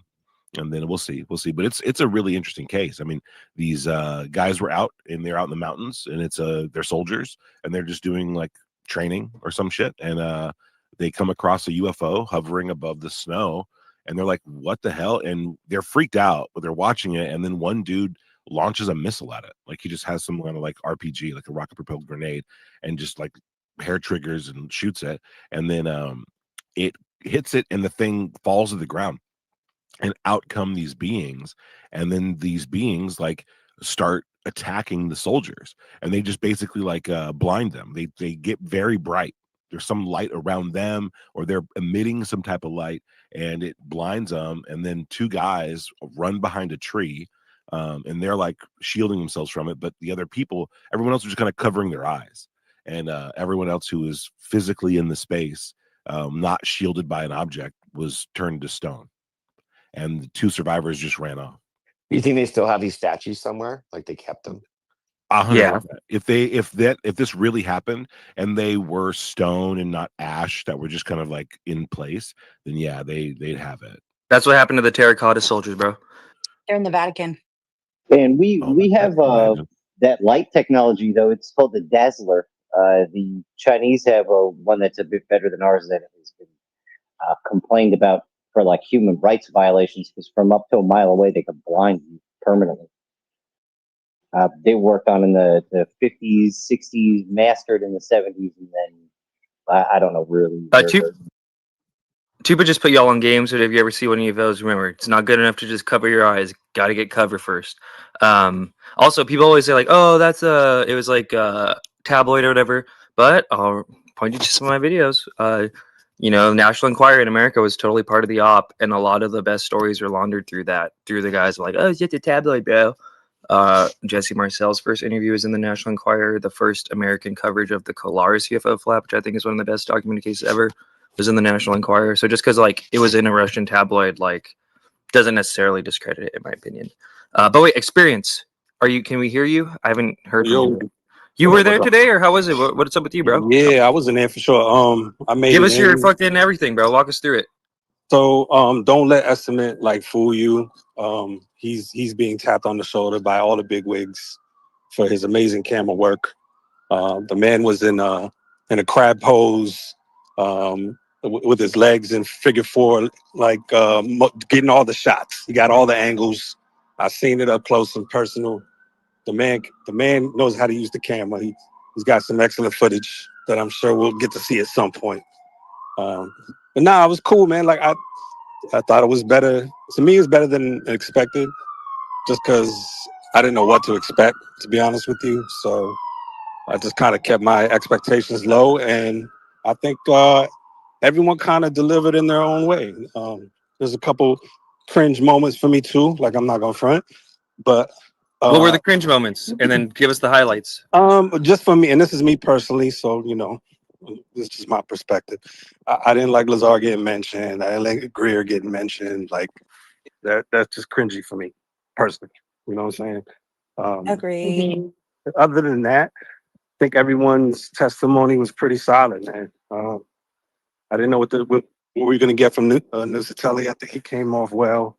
I think I really fuck with Wiggins just because he kind of his demeanor and his everything he told about the stories kind of consistent with what he was saying in the previous interview he did with Knapp and Corbell. He's a straight shooter, man. He's just like, I don't know what it was. I saw some crazy shit. It's nothing that we've ever seen, you know? Still And, active duty Navy too, which is cool. that's significant. I think people need to put some significance on the fact that this guy's active duty and doing this. And honestly, I don't like to even be like that. I'm usually against it, even though I'm Mexican and shit like that. But it is kind of cool that he's POC. You know what I'm just saying? Yeah, of course, absolutely. That's always a good thing. I thought Knapp killed it. I thought he did his thing for sure. He's got a strong voice. He speaks well, very articulate. And Dylan Boylan, man, I didn't know what to expect from him. And I think he definitely made a compelling case. I got to chat with him a little bit afterwards. I talked to him and the whistleblower guy, the Pogo guy, for a few minutes. And you guys were talking about Borland earlier. Like, you think he went through some shit? Yes, I believe he went through some shit. I mean, Right? he told me, he was like, look, he's like, they took everything from me. I have nothing. Like, they took my clearance, they took everything. The man's job hunting, you know what I'm saying? Which is it's not cool to be in that space. I've been there before. I'm sure everybody has at some point where you just kind of like trying to get on your feet, And I felt that from him. His wife was there, and he seemed like a good dude, man. Who just been through some shit and knows some things that he can't really speak on until it's in a safe place, So it's interesting that he mentioned the skiff a few times. He was the only one, I think, that mentioned the skiff. So yeah, I like Borland's testimony. Overall, I thought, some of the questions were cool. Some of them are just whatever, you know what I mean? But yeah, like I said, I think it's better than expected. I met a few people that I know just through Twitter or whatever, like UAP Gerb. I met him, got to chat him up a little bit. And all the regulars were there, Sheehan, Leslie King. I got to chop it up with James Fox again for a little bit. And yeah, and Corbell was there too. Everybody's favorite, of course, running the show. He had the backpack. Yeah, I don't know. He probably did. I didn't see it. No, he did. We saw it. He brought the backpack. He had it. Okay, yeah. But and then as I'm walking out, it's a beautiful day here in my city. Walking out, I see Jaime was on Musan on the grass. Beautiful. I'm not a big fan of Jaime, but I had to go and dap him up because as a kid, I grew up kind of watching his shit, before he kind of turned to who he is. Yeah. He was our voice for a long time, at least in the Latin world. You know what I'm saying? Like, yeah, you listen to Jaime, you know. So I just, I shook his hand. Hell yeah. That was it. Now, Bro, on your way in, did you notice anyone holding anyone's place in line? No. Well, there was an Wow. old dude. Maybe the old dude that was like first there. He had like a, one of them chairs walker? that you fold out. No, it was a chair like that Oh, you kind of yeah. fold it with a little chair. So he was there. He might have been holding a place for somebody. I'm not sure because I don't think I saw him All inside the right. hearing. So Good. I'm glad people are waking up early and getting to the hearing on their own. I like that. I got one thing. This dude that was sitting in front of me. learned their lesson from last time. There's this young kid that was sitting in front of me, and I seen him staying in line. He slept the whole hearing. Like, I'm like, why are you even here, dude? Like, somebody else could have been taking your spot. He had his like sweatshirt over his face and shit the whole time, like sleeping. I was like, bro, did you just come in like to get out from the cold or something? Like, what the fuck are you doing? Who flew TJ to the hearing? Oh, Who flew man. TJ to the hearing, dude? That's That wild. was wild. I think towards the end, they finally tapped him on the shoulder, like, "Yo, you got to go, bro. Somebody else, there's people waiting outside. You're who didn't nodding. get You're in." nodding You know off. what I'm saying? It looked like Jaime was kind of nodding off at the beginning of the hearing on those first shots. Like he was leaning, and it looked like he closed his eyes. You got to give him like you got to give He him a just looks like pass. that. Guys like him and the Bob Silas, they old, man. These guys are like, you know what I'm saying? Like, they're gonna nod off, like 5 minutes sometimes. You don't even know. I thought I saw Yeah, they Jaime just- nodding off in the crowd. Yeah. Yo, don't let experience fool you with this. Like, I'm so humble shit. Like, I'm telling you, he just like posts up by the corner and then daps up like every big ufology guy that walks by and just like it's Nah, nothing. man. I just say what's up. That's it. I'm nobody, man. Everyone's like, well, who you with? I'm like, I'm just a, interested citizen. I ain't nobody, man. But you know me from Twitter? Like, get the fuck out of here. I'm nobody. We got to find out who the Yeah, sleeping man was for sure, dude. I want to welcome to the stage. We got vetted. We got locals. Experience and Estimate were there today. They were at the hearing. We're getting their POV from it, but I also want to hear about your guys' feedback. What's vetted, Patrick? What's your reaction to today's hearing, dude? In those new videos. Yeah, the new video is definitely super interesting, I have to admit. Honestly, it was just great to sit back here and just listen to everyone's estimate and experience talking about, their firsthand experience being there. But yeah, I thought that video was super interesting. And, I don't know, not an expert, right? Something's going on. I'm going to do a breakdown of it later. I found what Dylan Borland said about Arrow's statement of fact about there's no extraterrestrial life, and he was saying like it's semantics and there's a workaround to that. I thought that was interesting. I thought Let's that was talk a about really that. interesting point. Yeah, I think that's one of the biggest points brought up, in fact, in the hearing, in my opinion. Yeah, what you think of that, Super? And Well, Burleson for too the said, audience. Hold on. For the audience, the premise was Arrow, which was designated a government agency to collect this information from firsthand witnesses and then determine what was going on with it, have been kind of dragged by some of these firsthand witnesses for not just dropping the ball, but being kind of weird. Arrow, as the group that's supposed to be taking this stuff seriously. So in today's hearing, we heard from Borland, who said that one of the weird parts about Arrow is that they have made a stipulation that they're looking for extraterrestrial evidence, but their proof, they're like barrier of proof, like what they're considering the line is, can we prove that this came from another planet? And in order to do that, they have determined you'd have to go to that planet, you know what I mean, and then get that stuff and then bring it back and say, oh yeah, that's the same thing. So they maybe raise the bar to a point that could never be satisfied. It can never be achieved. And that's causing them to make these blanket statements regarding UAPs and disclosure, like, oh, it's not happening, there is nothing to this, yada yada. That's what I got from Borland's statement today. Is that kind of it, Patrick? Yeah, exactly. And on my live stream, I basically, to add to that, I thought, okay, well then let's start asking Arrow, is the US in possession of, right, craft or body or something we don't know what it is? You don't have to say it's extraterrestrial, forget that. Just, do we have things, right? I guess, right? Otherwise, I guess that's what I take from it. And yeah, they're setting a standard that can't be reached currently. Clearly, we're not flying to whatever bing bang boom star system and go to these planets. So yeah, I really thought that was an interesting point. But with the video thing, look, I get it. Like it's exciting, but I do want to say I also didn't notice anything extraordinary about the video. Okay, so a missile hits an object and it keeps moving. That doesn't mean it's alien. Like I don't know. You know what I mean? I don't know what that means. I did look up Hellfire missiles, and there is a version of the Hellfire missile called the Ninja something or other, and it doesn't detonate. It actually ejects these blades from the front of it, and it shreds the object, and it doesn't detonate it. And that's what it looks like to me. That it's a Ninja version of the Hellfire, and it shreds the object. That's why you see pieces come off of it. Now, I will say the most interesting part of that video to me is that the objects keep moving, right? The pieces that come off keep moving with the bigger object.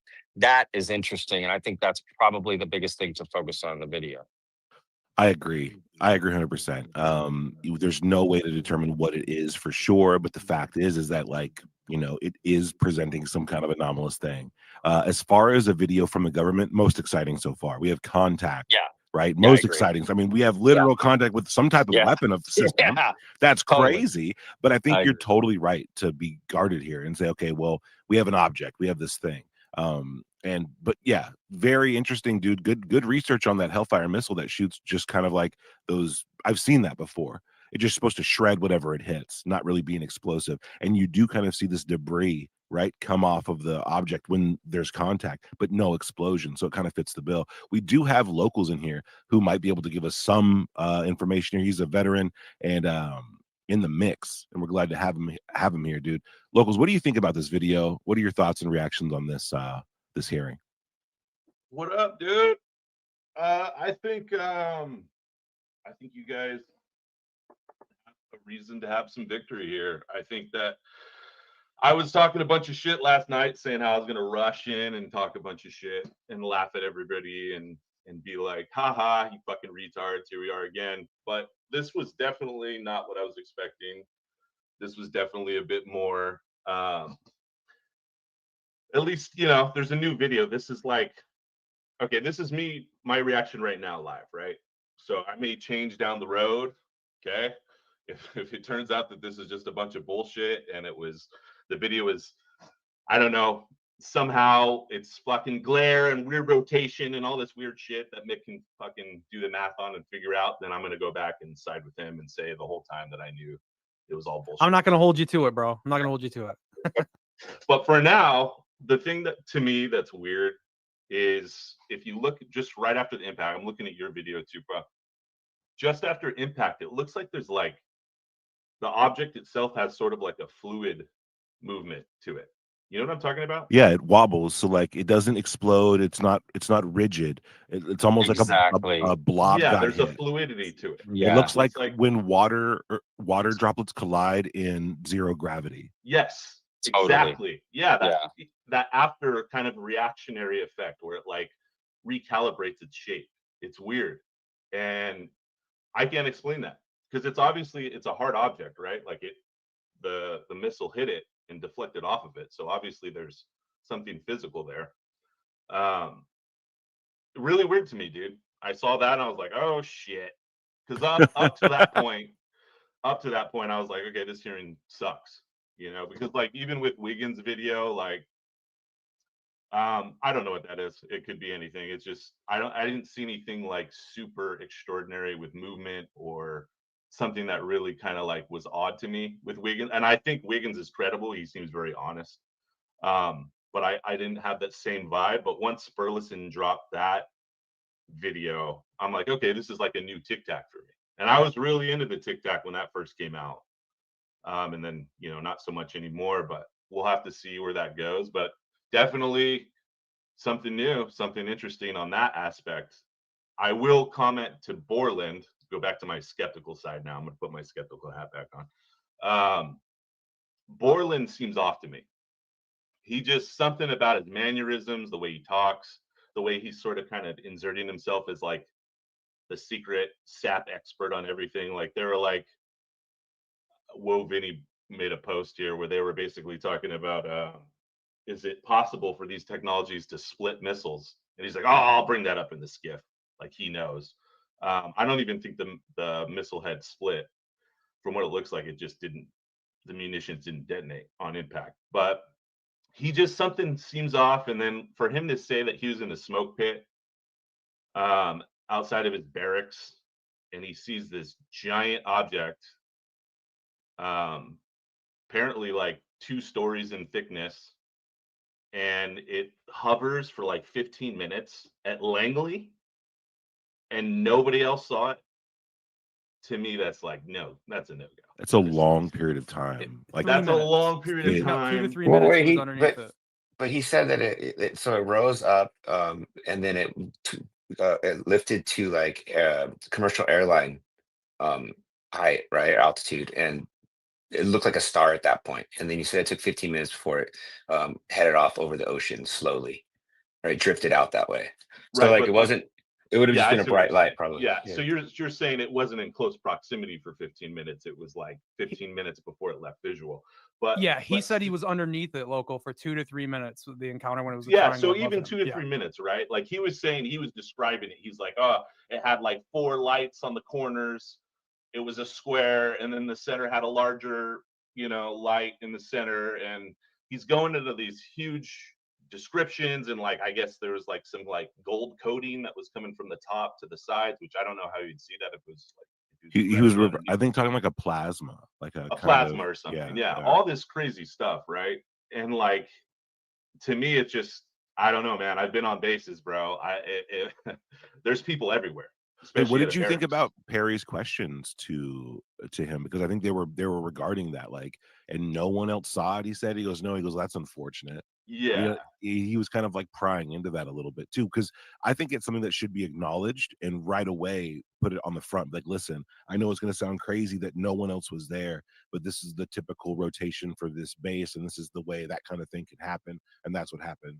You know what I mean? Because it's just a hard sell for people to believe that you could be watching an object like that and there's no. Are you aware of cameras, there's no anything people in the there. government, There's no way. United States government arsenal that can split a Hellfire missile like this? So and yeah, it just, do whatever blob thing. Yeah, they there's one need right to by go DC in? too, Nothing? right? There's Nothing. hella. All right, how about you, Yeah. Chief Yeah. Wiggins? And so, Nothing like, to my me, knowledge, man. Okay, if and how about you, passed Mr. off, Borland? then everything I past prefer that, to answer that in a skiff. But that's a Hellfire missile smacking into that UFO and just bounced right off. And it kept going. But It kept going, and it looks like the debris was taken with it. Yeah. What the hell is that? What? So What flies like that? again, I'm not going to speculate what it is, but the question is, Does this video scare you guys? Looks like it was not. Yes or no? Was struck and went down. Yes. Wiggins? Yes. Nat? I don't know. I had a different reaction. I was really happy that it got out. Thanks for providing that. Curiosity kills the cat. All right, Mr. Moore. It did contact. I don't know why. Yeah, it curves. made contact. Or It was that makes the camera contact. panning down? It 'Cause kind of tumbles down, and then the camera zooms out, and you see the object correcting itself, and then almost changing direction. It looks like a form of magnetism. I think it's important for us to like not really. We're not trying to find out what it is. Maybe the most important thing about the video is determining what it is not. So it's not a plasma ball. It's not ball lightning. It's not a balloon. Not a drone. It can't be any of those considering the circumstances of the video. So what the fuck is it? You know, I think it can't. It's not birds. You know, it's not it's a. just a mystery at this It's point. not a It's camera gotta be a mystery. artifact. You know, it's like how are you going to debunk this? Well, doesn't part of the blob at the end like reconnect? It looks like to the original blob. Let me see. Those three. Look at my edit, because my edit I zoom in and slow down like to You the can 10th see the degree. pieces are still following With it the when dope it's ass like, music and the fucking audio overlay, fucking killed that shit. Ready to go in like 10 seconds after the video dropped. What was I odd hope to they're going me to was- update their. Oh, go ahead, Terrestrial. I was just gonna say really quickly. I hope they upload like the raw version, as raw as they can get, like the best version we can get. Look at the look at the end of my edit where it's super slowed down. It looks like the blob separates and then it like reconnects to the thing. Liquid metal, as it's man. moving. What's weird To me too, like if you look at when it's zoomed out, when the video zoomed out, I could tell that there was still like it looked like objects were still around the bigger object flying with it. Yeah, that was what I was going to say. The three little pieces that break off. Now I don't know, like, friction and air and stuff like that. I don't know if the pieces are rotating and spinning and it's like causing trajectories to change. But if you look at those three pieces, when they break off, they change information a little They bit. do. They change orientation and they maintain the speed. One of them looks Yeah. like it even speeds up. Typically, when debris falls off an object, it loses velocity. It's no longer being carried by the main object. If debris breaks off of it, it's quickly going to lose velocity, slow down, and arc downward. Why are these pieces staying with it? It's like I was Right. saying, this corroborates like stuff in the lore about the material wanting to self-repair and reattach to itself. So it's literally behaving in a way that we've heard like Well, in the maybe. zeitgeist. Or I mean, Maybe. it seems that way at least. So it's just a piece of information that corroborates like something that's already been said like in the past in UFO lore. How can these little pieces maintain the speed there? That's going to be interesting. And Chupa, why do you aren't see what I'm talking about? The last frame of my edit, that it reconnects. The blob reconnects, bro. Like, part of the blob comes off, and then just like it's like boom in the millisecond, and it's back to it. Did you put it in the nest? Yeah, I'll put it in the nest, but let me just play. I'm gonna play the audio for it too for the space. Are you aware of anything in the government, United States government arsenal that can split a Hellfire missile like this? No. And do whatever blob thing it did and then keep going? Nothing? Nothing. All right, how about you, Chief Wiggins? Nothing to my knowledge, man. Okay, and how about you, Mr. Borland? I prefer to answer that in a skiff. But that's a Hellfire missile smacking into that UFO and just bounced right off. And it kept going. It kept going, and it looks like the debris was taken with it. Yeah, what the hell But is it that? reconnects, bro. I'm telling So you. again, I'm not going to speculate what it is, but the question is, Does this video scare you guys? Yes or no? Yes. Wiggins? Yes. Nat? I had a different reaction. I was really happy that it got out. Thanks for providing Curiosity that. kills the cat. All right, Mr. Moore. You could look at, because there's like almost a little acceleration that it looks like it does towards the bigger blob. I might be going schizo on it, but it looks like it separates into like a giant blob and then a little blob, and then the little blob like accelerates towards the bigger one, and then it's just gone. So it looks like it reconnected. But I don't know. So I'm looking at it now. There's actually 4 pieces that break off initially. One of the pieces breaks off in the same trajectory that the missile was traveling. And then these other 3 that break off, they just trail behind it. It's just weird, man. It's weird. Do you see what I'm seeing? That reconnecting? The fourth piece must be from the missile itself. Because if it's got that inertia and it's going that direction, that's another weird part about it, is that the pieces that break off don't seem to change in their velocity, like where they're going, not even by a little bit. Do you notice that when it gets hit, you get like surface detail for a second, but then it like coalesces back into an orb and you lose that surface definition? Dude, that weird like a wobbling rigid behavior, and then it Doesn't it is seem so like strange. it rotates at the beginning? Like when you're watching it, it's like rotating at the very beginning before it's hit. I'm saying. Oh, before it's hit. Yeah, it's like rotating. I mean, I don't know. It's like Yeah, I it is like noticed an that egg too. shape, but I can't tell. Vetted, if you that's sound like the gimbal light. guy. It's rotating. It's There's a whole fleet of them. I don't Look at the ASA. before, but My God. It kind of behaves like one of It's a those drone, bro. Kind of behaves like one of those ball compasses, you know, where the thing inside of it kind of rotates around freely around its axis. It kind of acts like that. A gyroscope. Well, it self-corrects immediately. That reaction is because it never looks out of control. The first time it rotates, it almost counter-rotates back, and then it's just correcting itself from the very second. So, like, I don't know what that is. That could be a natural phenomenon of plasma or something, but it's bizarre to see happen without. I mean, knowing that's a missile that hit it is pretty crazy. I mean, that should do a significant Well, that's amount the of other damage. thing too, right? That's the other thing is like for the military to give the go ahead to drop a Hellfire, like that had to be a serious. Well, again, unless I think Chase was mentioning that earlier, unless this was a training scenario, right, where we're testing out our own technologies and stuff. But if this was a real world scenario, there had to be a serious threat there for them to drop the Hellfire on it. So it had to be over a sensitive site, or it had to be headed towards a sensitive site. Yeah, walk us through that, because and for the room, you're a combat vet. Thank you for your. Oh, I appreciate that, man.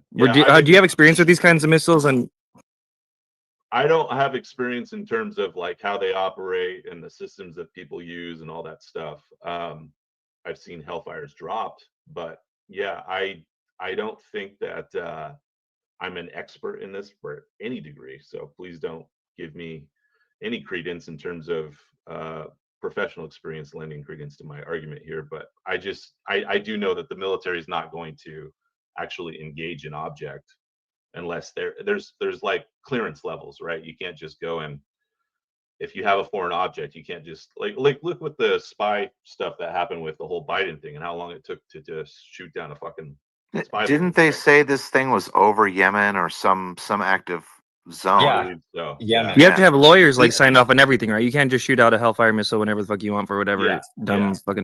yeah. But and they also So have a laser on it, right? So that drone is firing a laser, meaning it's able to capture that laser. Like, does that say something about its surface? If it's an orb, would the laser go through? Right? Like, it has to be some sort of solid, right, for the Hellfire to even recognize that radar reflection, because that's I would the imagine, Well, yeah. right? here's the other thing that no one's really talking about. We're all talking about the missile strike, which is, obviously super cool and a very exciting video. But when you see the zoomed out thing, I mean, first of all, you got to look at this thing. It doesn't have any sort of wings. It doesn't have any propulsion that we can see. It is an egg-shaped object. And when you see the zoomed out thing, you see it performing quite a lot of maneuvers. It's turning and changing angles, and it's kind of moving all over the fucking place. And so to me, it's one of the most compelling videos of all time so far because, the Tic Tac video itself is pretty boring. It's just sitting there and then it just kind of goes off to the screen. The gimbal's interesting because it's turning or whatever. Okay. But then the Go Fast is just cruising along, and that could be, that could be something or not. But this thing, we've got it, zoomed out. You see it maneuvering, making turns, doing all these different things. Then you see it getting hit by the missile. You see this fluidic dynamic going on. The pieces come back together. I mean, to me, this hearing just fucking blew shit out of the water because so many things happened. I mean, you have George Knapp laying down the historics. You have actual UAP witnesses. You have people behind the scenes. You have people who have been affected by this, who need whistleblower protection. I mean, it kind of ran the entire gambit, unlike any other, I mean, the Grush one was the closest. I mean, the one I went to last year, the Lou Elizondo one, just in comparison, just sucked because nothing really came out from that one. I mean, really, literally almost nothing came out. But this one, we got so much to chew on. So many different things happened. And I mean, when you zoom out and you take a historical perspective, I mean, in the last few years, we've now had 3 congressional hearings on UAP. We hadn't had one since the 60s. I mean, and all of us UFO nuts are going to pick apart every little fucking detail and go crazy. But for the masses, for the normies, this is going to be fucking huge. I mean, the fact that this is happening, we have whistleblowers, we have testimony, we have, I mean, hours of, of testimony in Congress, bipartisan. I mean, it truly is a historic moment, and I hope it really does push the needle forward. And like many people have been posting, the debunkers are running wild today because, it's like Chris came out immediately. It's just a drone, and, Huntington's out there. I mean, No, locals here humble, dude. yeah, He's I like, mean, yeah, I a was lot expecting to shit happened. on you, and I can't. It's a legit video. It's the most legit one that has come out. I think I agree with Pretty you cool. that it's the most legit video. I disagree that like the mainstream is gonna like get on board because the mainstream like there's too distracted with too much other stuff. This is too much of a niche thing, and even though the implications go to No, but you can everybody. have this discussion. Like Oh, I for was having sure. it all day But yesterday with. I will say with this like you were talking about the Tic Tac, and it's true because the Tic Tac, right? We wanted to believe that the shape was a Tic Tac, but like we couldn't really know for sure because we didn't know if that outer sort of format of the object was just glare from a distant plane or whatever, right? Whatever the debunks are for that particular object. But with this, you can clearly see the outline on this infrared. This is the actual shape. Okay. Like you can see the shape changing after the impact. So this isn't glare. This isn't like a plane or a drone that has like glare making the appearance of a shape. This is the actual shape. You can see the shape changing after the impact. So whatever that object is, when before impact, it looks like it's an oval object, right? Possibly a Tic Tac, I guess. It looks like maybe one side's a little bit larger Yeah, I've seen these exact craft. I mean, I have a video of it that's posted on my thing. I saw three very large egg-shaped craft flying in formation, and it looks very, very, very close to the exact same thing I've seen. So the fact that it is this kind of shape, it is making maneuvers, it is out there flying, it does take a hit. I mean, these are all huge, huge points to in its favor.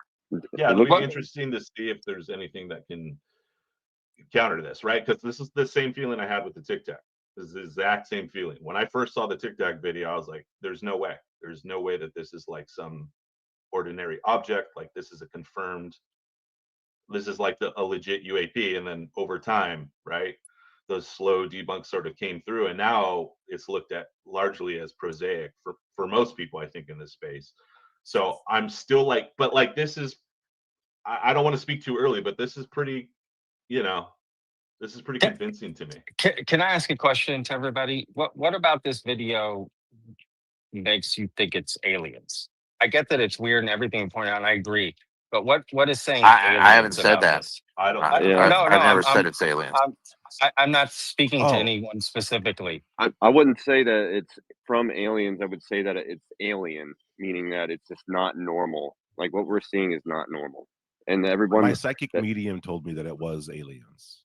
UFO nerds love to do the dance like that shit. The word dance. Well, Chris Partel's under your video saying the same thing, right? Like what she's, I remember him saying long before Coulthard even said it was Lockheed, the Tic Tac, you know, him having a conversation with him about that as well, and him being pretty open about him thinking it's our own technology and, you know, part of a black budget program. But I want to ask you real quick about your video up there. Did you change the zoom level or something on the initial video? Because it looks different than, or did you slow it down or something, Tuba?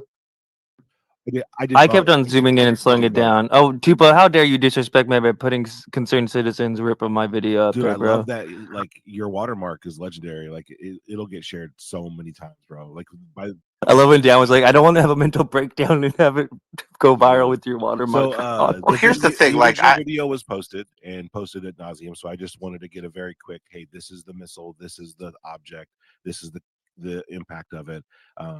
And so I zoomed in a lot. So the raw videos out there, I suggest everybody go check it out. But like, yeah, this is it's more of a little forensic kind of like look into like what's going on here. But I want to answer Vedet's questions. Yeah, I want to. Can I comment on that, Tupa? Sure. Yeah, please go ahead. So for me, you know, what it isn't, you know, is interesting because I'm not going to just jump to alien, but I'm not going to think it's U.S. tech because why would we be firing at our own U.S. tech over an active war zone over Yemen? Why would we be shooting at something that's our own tech? So okay, so you got to eliminate. Is it a Lockheed? You know, is it a something? Okay, no. So then you got to think, well, is this some sort of adversarial tech? If it is, that's worrisome, right? Worrisome that they have things that can fly like this, maneuver like this, and take a hit from a kinetic missile. You know, not explosive, but kinetic warhead, and just fucking shrug it off and keep flying. So, you know, regardless of what it, you know, alien or not, it's anomalous. It's very interesting video because it's not fucking normal. That's the most important. which is the definition of alien. Alien doesn't mean extraterrestrial; it just means not of the norm. So a great get. I Hey mean, guys, I a just really wanna good jump get. in. Y'all hear me? Yes, go for it. All right. I just wanted to say, after watching that video, it is incredible footage. Hats off to the guys that got it to Congress. I mean, that is incredible footage. As far as like the whole alien angle and stuff, I agree with everyone else. It's not something we understand. Clearly, it's something that Congress is trying to understand. And I just want to say, it kind of confirms to me my own experience of like, this is why these things are becoming less and less common. Actually.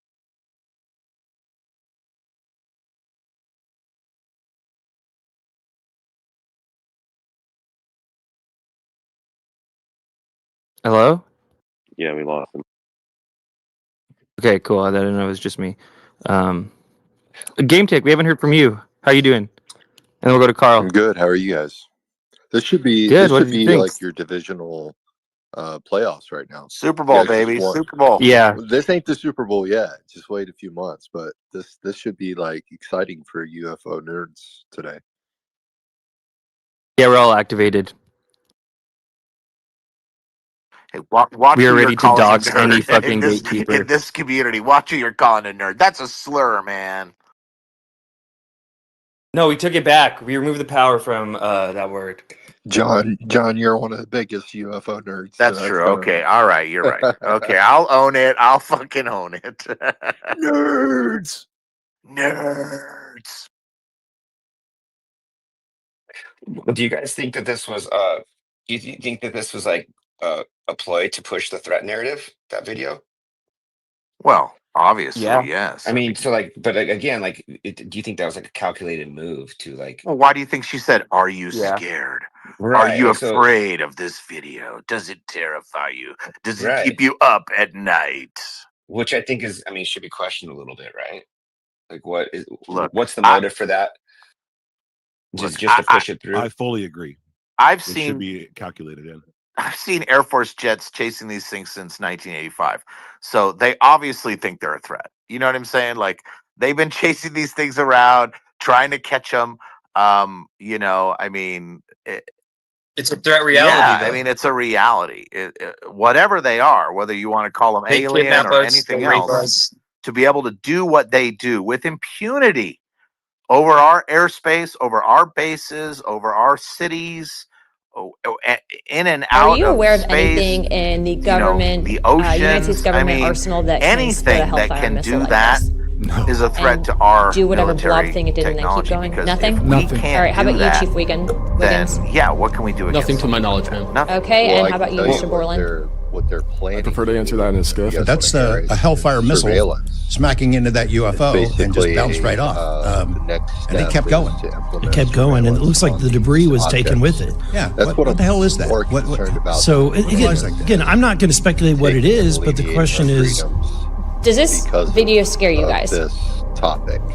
Yes So or no? just keep Yes. that in mind Wiggins? in the Yes. next few months when Nat? you start hearing these I had a different reaction. congressional people talk I about was really happy that it got out. UFOs and how Thanks we need for to providing that. Curiosity killed the create a cat. All right, Mr. system. Moore.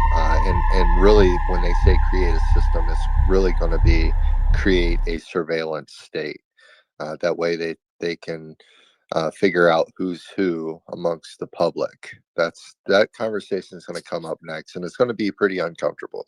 Yeah, and Peter Thiel, who's working on that, is talking a 4-part series about the Antichrist. So we're all fucked. I mean, Well, I see that as a I loaded think they're question, though. already surveilling these things. We just don't get to see it. They said there's like thousands of videos, just like the one we saw today in that database. 100%. So 100%. we're already surveying them. We're already watching them Well, it- constantly. We don't know about it, but they do. What I mean by surveillance is not the geospatial surveillance, but on the ground surveillance, field surveillance. That's why they're implementing. That's why the digital bill got passed, and that's why they're implementing all of these like surveillance bills. You'll see what I'm talking about in the next few months. I promise you, you will.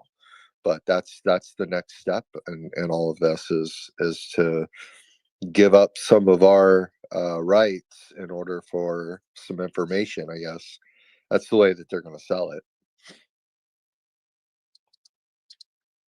I didn't want to cut off Carl, but I did want to ask that was a bit of a loaded question. That I was in response, whether it's a threat to John Strader's initial, theory that why would we do this over Yemen? But again, I could continue that after Carl if you want, or I was kind of like throwing that out there as possible reason. And I don't know, is it okay to go on that real quick, or do you want to get to Carl first? He's had his hand up patiently, so I'm Carl! No, you carry on, guys. I'm let you cook a bit longer. Well, I was just going to say, John, you posed the question. Why would we shoot a Hellfire missile at an object over Yemen? For one, do we know for a fact that it's over Yemen? I mean, that's probably could be debatable, right? Like maybe. But if it is in fact over Yemen and this was a training exercise, could this have been a way to push that threat narrative? This is some other, like I feel like that Yemen part throws out this like possibility that some other country has tech that we don't have and the capability of, fighting against or, preventing, which I guess could be a possible reason for framing it under that context, right? Not only showing it in calculated way in Congress, but also framing it as this took place off the coast of Yemen, right? I mean, could you see that possibility? Even if it was our own tech, I guess. And there was like some kind of red teaming exercise, or you said that we wouldn't be able to fire fire one of those missiles without I was us. saying we wouldn't be shooting at our own technology over something like that. So to me, that like eliminates the Lockheed or whatever scenario. Like if we wouldn't be shooting at our own stuff. Hopefully, Greenwalk will foil Now, that I shit, mean, huh? now you want to go full conspiracy? Like, would we? Is the whole thing a setup? Now, I don't know.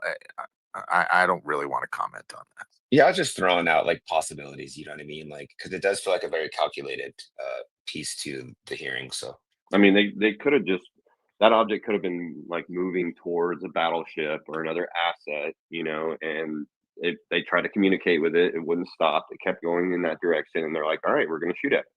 I mean, that's the only. I mean, that's a So these simple Hellfire explanation. missiles, Yeah, they can fire them from drones, right? Drones from ships, from all sorts of different platforms. So we don't even know. Real quick, boys, we got a Joker over here with his hand up. Let's go over to Joker. Oh no! Oh, Mr. Tupac, please call me Jack. I mean, you don't have to, but Mr. J, are you going to contribute to this conversation? Ooh. Mr. John, at your service, sir. It's been far too long for me personally.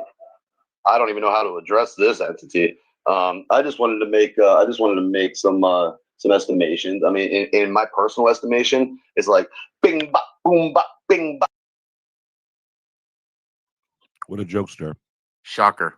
Wow. I had my hand on the trigger the whole time. Nice try, bud. Okay. Carl, you ready to cook yet? Or are Yeah, are I'm ready watching now the cooking? because I think I can do better than that. No, seriously, very good, guys. I'm just loving the energy from you guys. Super, like it's so good. It was so lovely listening to you guys. What an estimate! I love that on the floor. Anyway, let's get back to what I was going to say. Okay, so the thing getting hit right and then splitting up. Do you remember Dr. Robert Sheep doing all the videos in the 4K? Dr. Robert Sheep has got he hasn't got a video, but he's got pictures of a helicopter gunshot shooting one of the spheres and it breaking up and then reforming. So yeah, we're gonna have to relook at Dr. Robert Sheep's footage of spheres. He's got thousands of hours of that, so maybe people can start. Oh yeah, I'd like to see that. Well, you know Dr. Robert Sheep, right? He's got those 4K video, and he did all the videos over the bay. Carolina, is it Carolina Bay? No, not Carolina Bay. We'll look it up. We'll look at the Bay Area. Anyway, so we need to look at Dr. Robert Sheep's video and pictures because I think he's got a similar craft that they've done. About Borland's thing. Now he said that he saw it was a white sphere. Remember, so it was a white sphere to begin with, and then from where he was stood, it then morphed or appeared as a triangle. So where have we heard that sort of story before? Like where you take a picture and someone sees a craft, but when they get the photo home, it's just a sphere. So maybe he was connected with mind, and he just saw that triangle with the gold on top, maybe.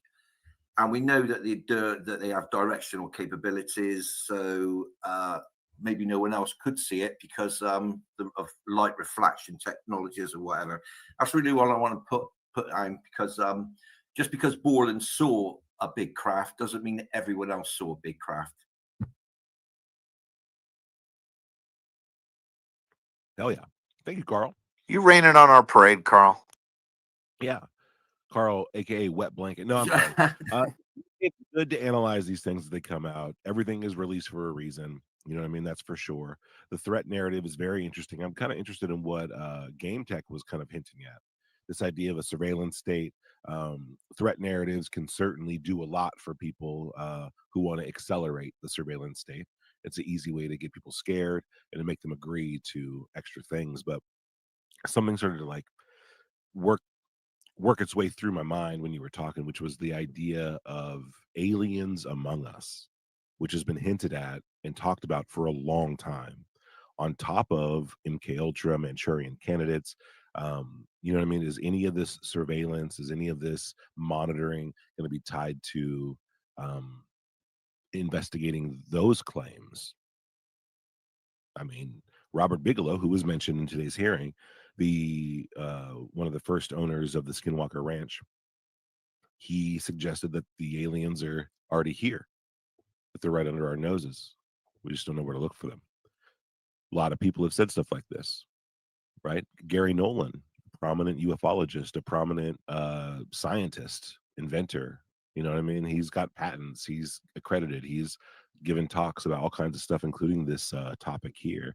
But he suggests that even these grays could maybe be avatars for a foreign consciousness that's operating machines or whatever through thoughts and inspirations into the human consciousness directly, without even being here physically, that there'd be avatars here.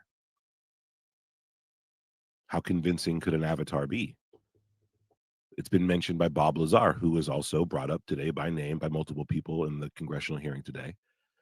Bob Lazar said that he came across a document, a very thick file in S4 when he was over there with all this alien stuff, and that it was about religion, and that these things viewed us as containers.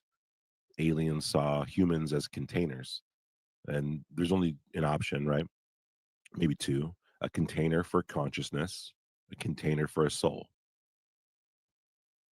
If we are containers in that way, you know, how can an alien intelligence or whatever we could call it, how could they I guess take advantage of that kind of system that we seem to find ourselves in?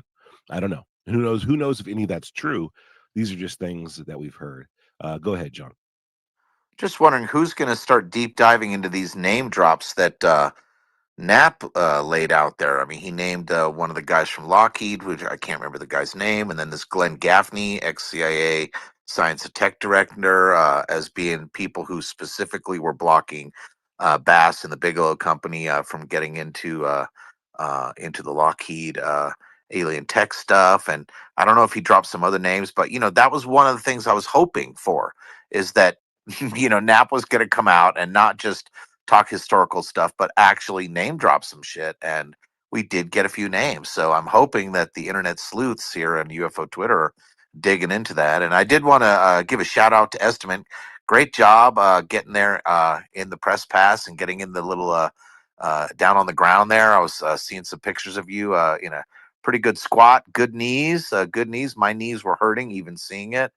And I also want to shout out Experience, because Estimate is right. Like, Experience is like so low key, but he's like always there. And like, he did the exact same thing to me. Like, I was sitting there in the line at the last hearing talking or whatever and videoing and being a big old dork.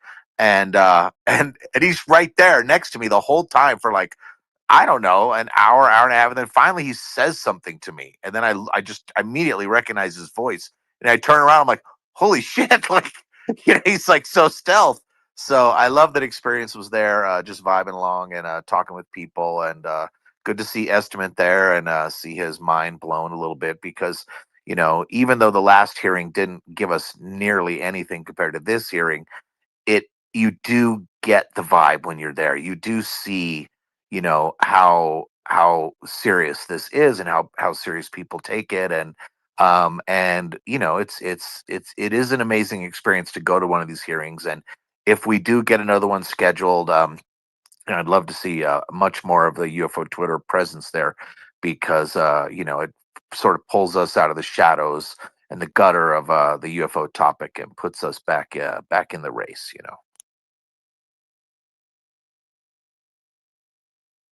Hell yeah. Well said, John.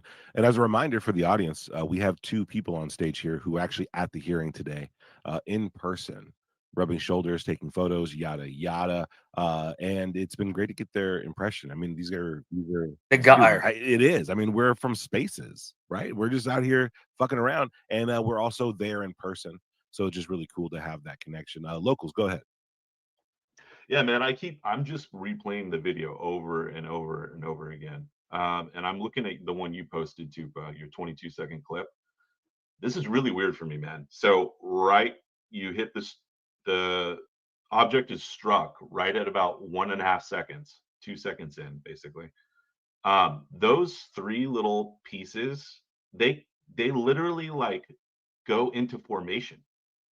Watch it. Just watch Yeah. from the 2 to 4 second. They're going like on a trajectory right after impact, and they just fall into formation and Yeah. stay put They right lo- behind they- the object. They lock And in. it's almost like they're sitting there waiting for like another strike. I don't know, man. I may be going way down the rabbit hole here. I have my fucking believer hat on. I gotta get my skeptic hat back on in a second. I But, love that local. it's crazy because like I don't know, man. That's fucking weird. But I don't know. They're trailing the object.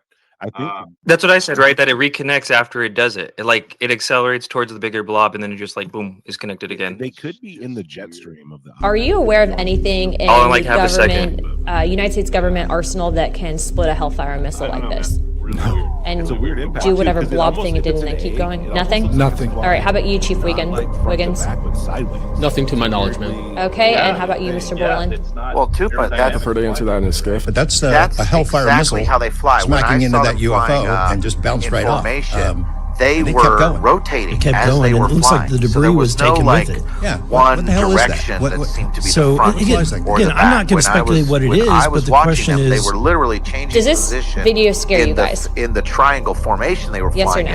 in, but they were Yes. spinning. Wiggins? So I've Yes. talked about that before. I Nat? mean, it didn't seem to I had a matter different which reaction. direction they were pointed I was at all. really happy that it got out. Thanks so yeah, for very providing fucking Curiosity weird. kills the cat. All right, I've Mr. seen it with Moore. my own eyes, and I could not figure out what the hell it was or how it was flying at all. I mean, it's really, really weird. We need Patrick Jackson and Ashton Forbes up here to weigh in on the orientation of these three objects that fall off this thing. That would be a great little debate there. Experience. Go ahead, Ben. Yeah, so I didn't even notice the orbs until I got to the crib and was just rewatching the videos. Because when I first saw it at the hearing, I was like, what the fuck is that? Right? What happened? At first, Oh, we need Ashton in here. at Yes. first I thought the missile, either the object moved very quickly and dodged the missile, but then I noticed it hit it and it just kind of bounced off and then, and it kept going. So what I thought was interesting is after the three orbs kind of are following in formation afterwards, it skips to the next video where the thing is still moving. Like my skeptic hat questions would be did this thing is just slowly decreasing in altitude and it's continuing, or did it maintain its altitude and it's still going in the same direction? Right? Because I would assume a Hellfire missile strike, whatever kind of missile it was, you're shooting something down. This thing made contact, so it should be on its way down. But if It's almost like if the video was longer, we could tell, right? yeah, well, and then the other thing too, that's a good point. How many of these shits are they sitting on? You know what I'm saying? Like nobody's seen this video before. Nothing like this was leaked. I've never seen one like this either. It where you sounded like actually shoot Corbell was, Knapp was already well aware of this video. This is probably one of those ones they he's saw seen. it. Yeah. They definitely saw it prior to the hearing. But how many of these shits are they sitting on? Yeah, how many times have we shot at one and made contact? This almost seems like they would give a precursor, like, oh, we shot at a couple and never made contact, and this would be the one that held back. And we're like, actually, we did once. But to drop this first, how much worse does it get? Well, and they only ever show the sort of tic tac or egg shaped craft that, they have triangle craft and other things recorded. And when are they going to show us that? When are we going to finally see that epic one that we've heard so many times about the giant triangle coming right out of the water? I mean, when are we going to hear about the guy who shot the video? I mean, where's that guy at? That'd be great.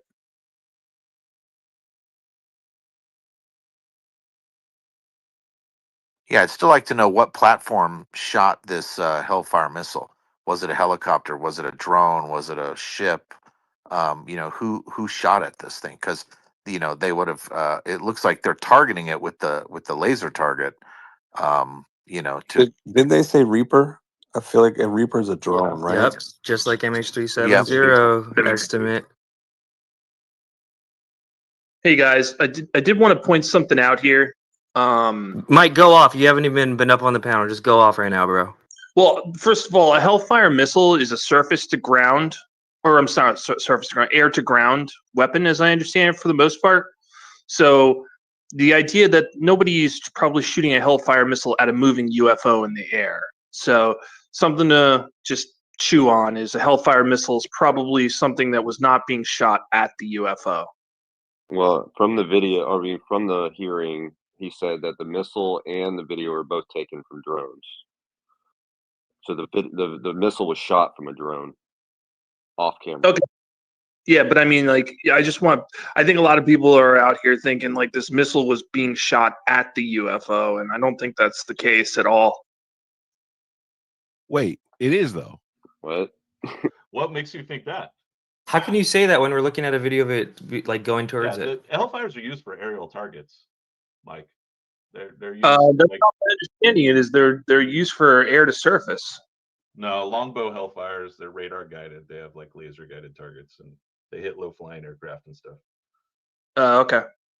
Well, and like it would just be the odds, right, of this object being tracked and then suddenly it gets hit by a missile going somewhere else would be tough. But I think we have exactly what they're saying, right? It was targeted, it was being tracked. You know what I mean? I'm glad that it didn't come with any audio of the pilots and shit this time. Yeah. Do you notice a glow around it? Some kind of Yeah. Now, is that a product? What I'll is ask that? locals here. Is that a product of just the IR, right, or is that a product of this thing emitting some kind of energy field? Like I said, when it gets hit with a missile, it goes away for a second, and you can see detailed surface, and then it comes back. So it makes me think it's a byproduct of the Is that propulsion. flare? I was going to ask you that. If it was actually glare, the object would retain the same shape because the glare is not going to change, right? If you have a heat signature, the structure that generates kind of like the outline, I guess you could say, that you'd be seeing wouldn't change because the energy source is staying the same. It's the same heat, right? Or it's the same source. But this, you can clearly see the outline shifting, right? So that's the actual shape of the object. Does that make sense? Yes, and even makes it more anomalous, in my opinion. Did you guys see too, real quick? Taylor got a little representation with the fucking firmament question. Everyone got something today, bro. Yeah. The firmament. She talking about the firmament, or that's the radiation? Yeah, Bobert was like, no, it's a how can the radiation UFOs field go through outside the of the sun. firmament? No, it was the No, And for whatever reason, Van Allen belt. It was the she Van- addressed it to Dylan Borland, of all people, which is hilarious. And he's like, I don't know. I think it was the Van Allen belt, not the firmament. Yes, exactly.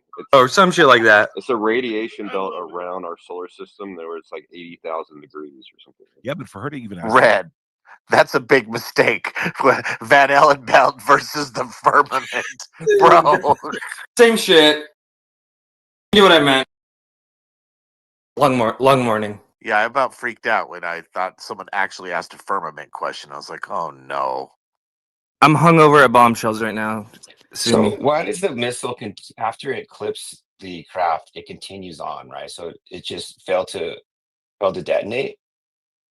Oh, they said it was a kinetic weapon, so they don't have Because this shit has fucking they gravity don't have fucking an defenses, explosive, bro. tip if it's It connected. didn't even ever hit anything. It was just some weird gravitational thing around it. I'll say it, bro. I'll go all in. That's what It's happened. AI. We We saw the have blob AI. reconnect on the way back. Well, you know that's not true because you saw debris from the impact, right?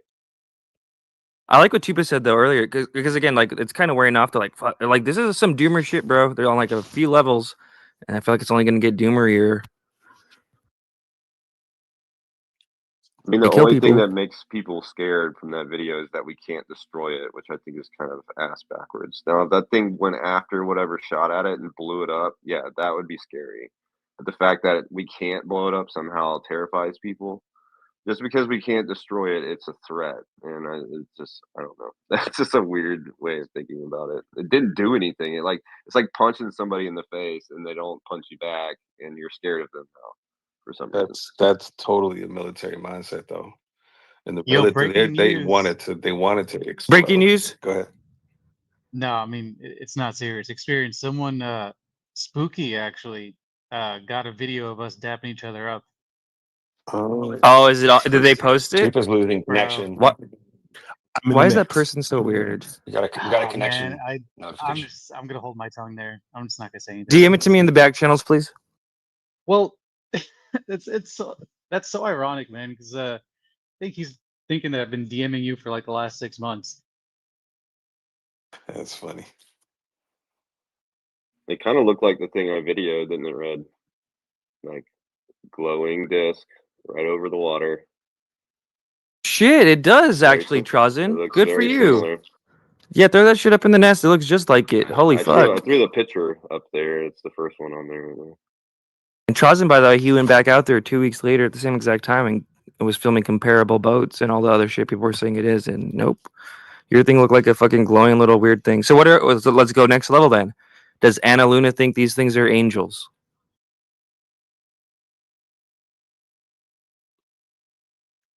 I don't Or think so. reverse tech. Those are the two options I think she's weighing. Oh, that's something else too I kind of want to highlight. Because no, there was more alien talk, bro. Burleson had a quote that I still got a clip out where he's like, I'm not saying it's aliens, but it's on the table or some shit like that. You know what I mean? Like a lot more over, a little less of the dancing. Like, oh, it's not ours, it's not theirs. I don't know. It's like no, a little more direct languaging shit. What is his name? Ogles or Ogles? Which is it? Me and these fucking names, bro.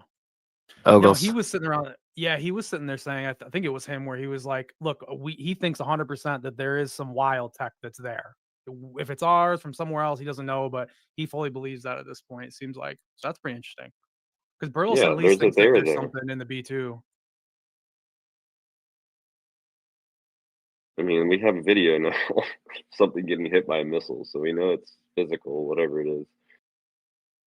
Moneypenny has weighed in. She says it was a sentient, non-human entity. So I think it's on the table, bro.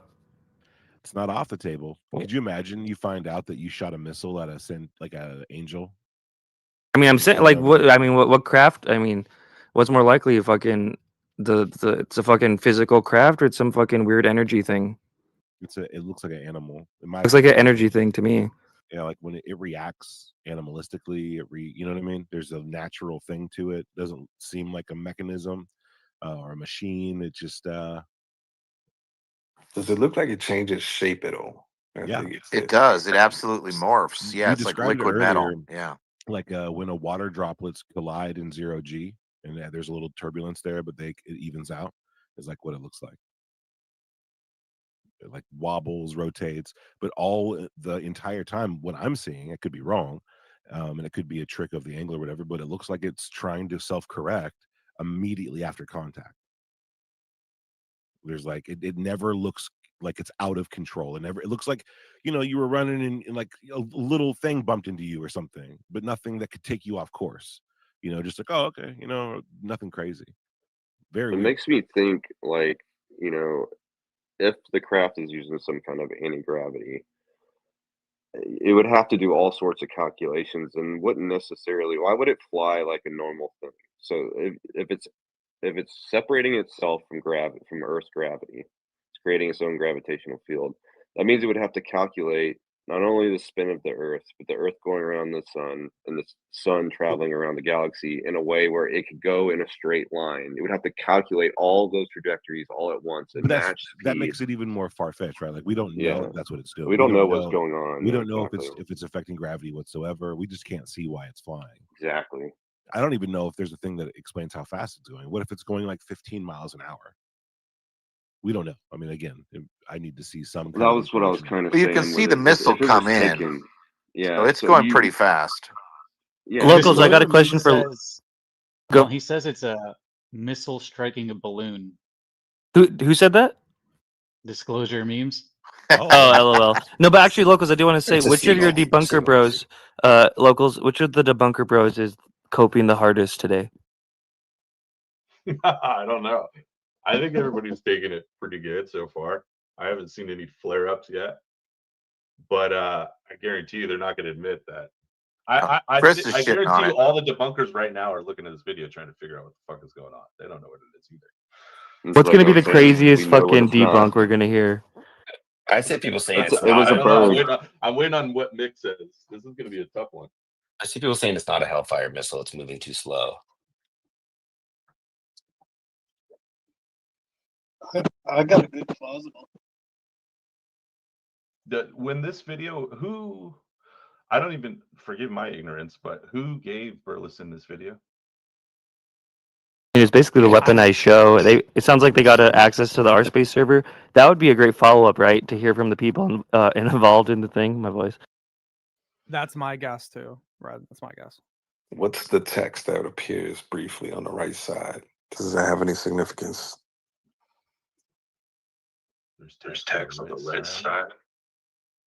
Usually there's some kind of indication of... Oh, the system you're talking about? Yeah. Yeah, I don't know. I'm not that much of an expert on it.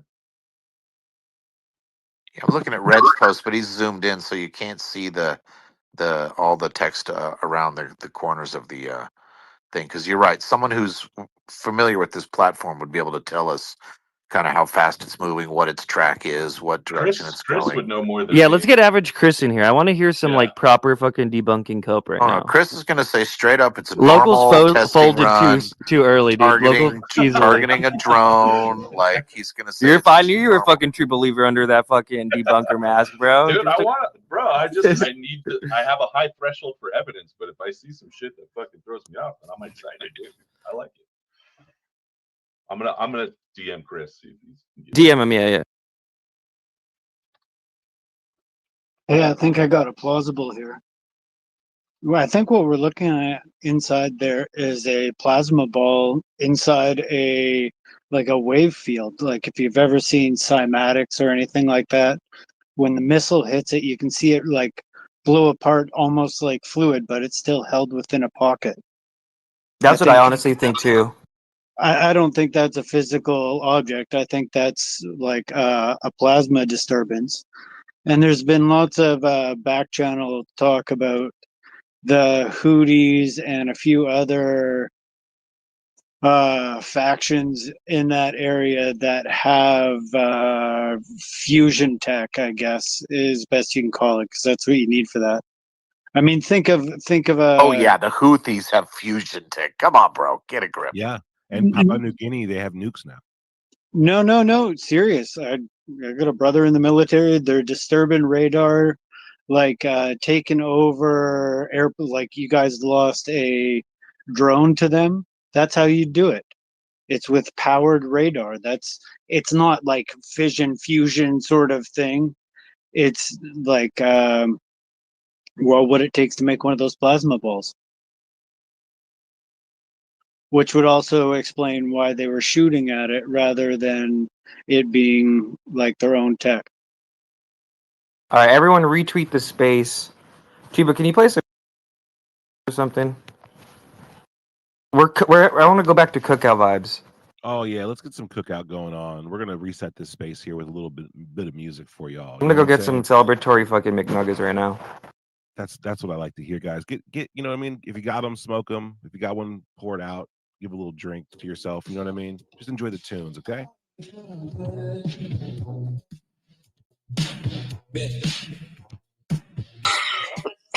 apologize.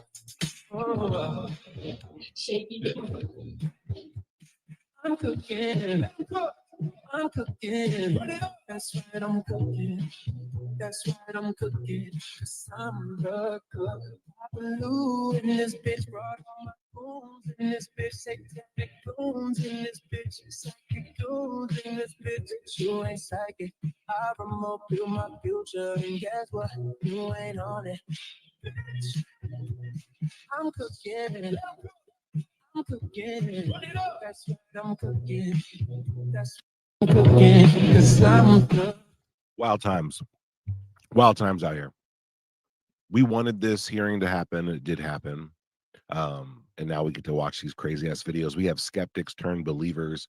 We have people we never knew before, household names in this community. Things are happening. We do want to even out the joy with a little bit of a wet blanket. We need Chris up here. We need any skeptic up here. Mick West, come up here. You know what I mean? Where are they, bro? I They're don't know. usually hella down to scrap, bro. They should come up, dude. Can't find them now. They're having a Zoom meeting where they can all get on the same They story. got all on the same page, Right. yeah. They all got to Big get on the department same brief. page, come out with the same story. And their super skeptic Discord and shit. I didn't get the Mixed memo down in for the the State lagoon. Department brief. That's why I'm all out of pocket right now. The debunker skiff. I think Has anyone checked on the boys at Metabunk though? Is there even a running theory? Remember, like the jellyfish, right? We had like a bunch of balloons, bird shit, like right away. Is there even like a leaning theory right now? I guarantee you Mick's working on it as we speak right now. But still, it's kind of been a while, right? Usually we hear at least the working theory right away. Just I think it's kind of worth noting. Well, he made a few comments. He said that let's see. I can read it if you want. Yeah, go ahead. Please do. And in the either Alex Jones or Jesse Ventura, please.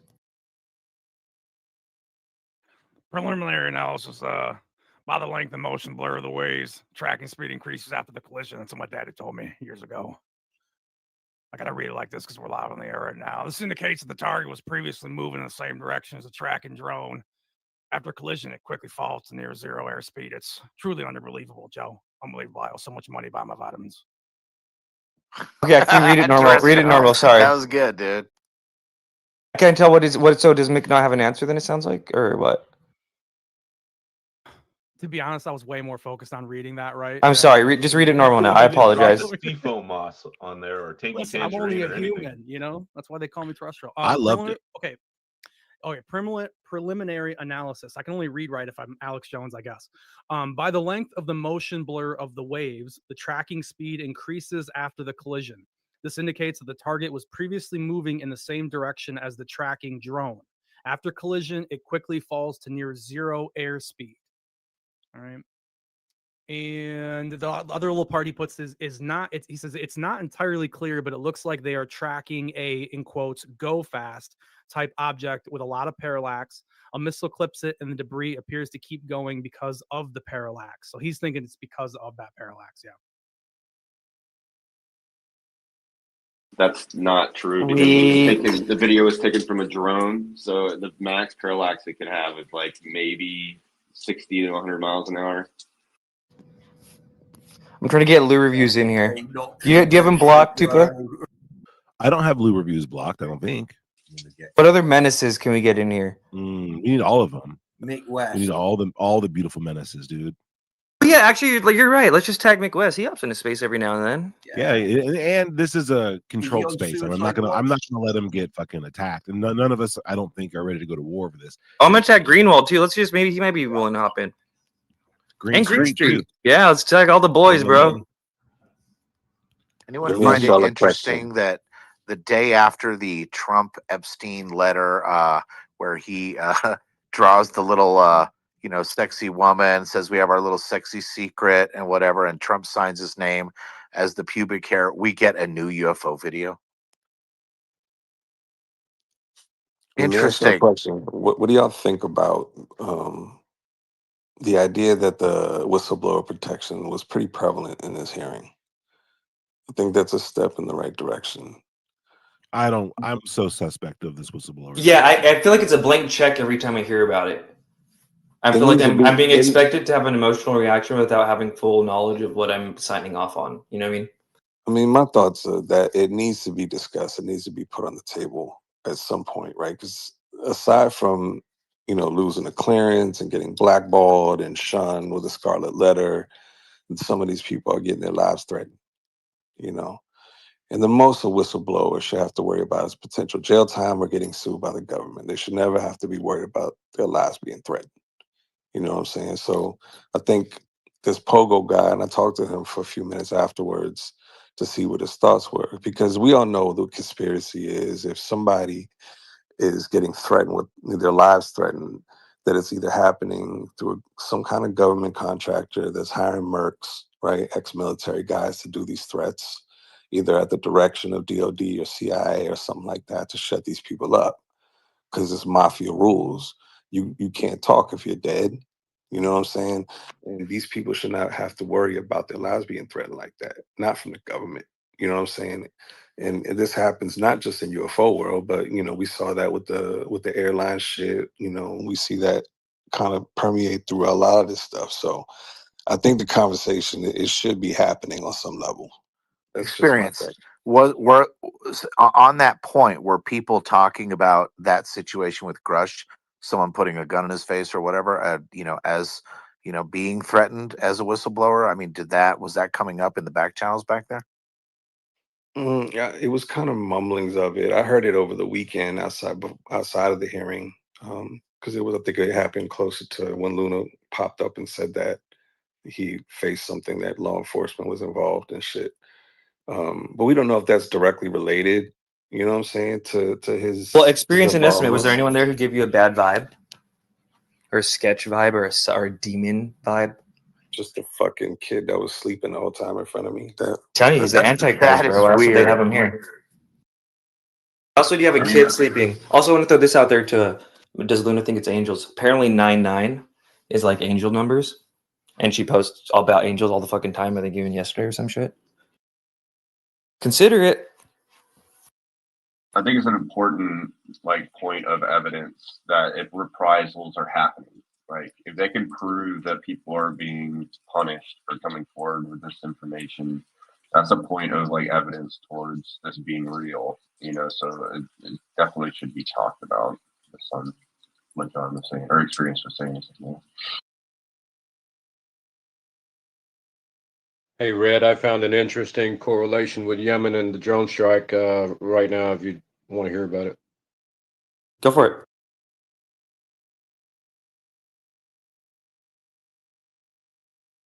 Hello? Yes, hello? Yeah, I just have to go back and hit the unmute button, sorry. But yeah, all right. So in looking up conflict activity, October 24th in Yemen, it states that It was October 30th. Well, the specific date of the shooting is irrelevant to me. I was curious about what was going on around in that time, because that was a long conflict we had that during that month. So Yemen faced conflicts with U.S. and U.K., right? But the interesting thing about the strikes, the U.S. And U.K. airstrikes during that time, was the targets included underground storage for advanced conventional weapons, drone launch sites, and logistical centers. And the Houthi military is not capable to have any sort of adequate control and command over systems like that. That must have been a CIA black site. And what we're watching is probably CIA technology that was being wiped out after the turn of the administration over here, or coming to the turn. And I also think that this is interesting that a system with advanced capabilities like that had no retaliatory action towards the military assets as well. So, yep, yes, sir. Thank you. The fact that they didn't strike back is what's really striking to me. I know if I were in that craft and I got shot at, I would definitely be either striking back or I would have just disappeared, because we've seen them do that before. How do we know that didn't happen? Well, we don't even know what kind of the function of the craft is. It could be some type of drone with superior technology, right? That could be just for observation. We don't know if there's weapon systems on there. We don't know. 100%. I don't think they're manned, these egg-shaped objects. So you think it's a drone? That's interesting. No, I didn't say it's a drone. It could be a drone, I said. Well, I don't know what it is. I don't know what the object is, honestly. Could be a drone with some kind of if it is a drone, I think it's got some kind of technology that's far beyond conventional drone technology, that's for sure. Yeah, Local, like what do you ET phone home type shit, bro. Local, what do you think about them firing on it though? I mean, they must have some idea of the payload, right? Or what's potentially there before they would do that, no? It depends. It depends on their rules of engagement. I mean, it's Yemen. I don't know what our current military posture is over there. I don't know. There's there's controlled airspaces out there.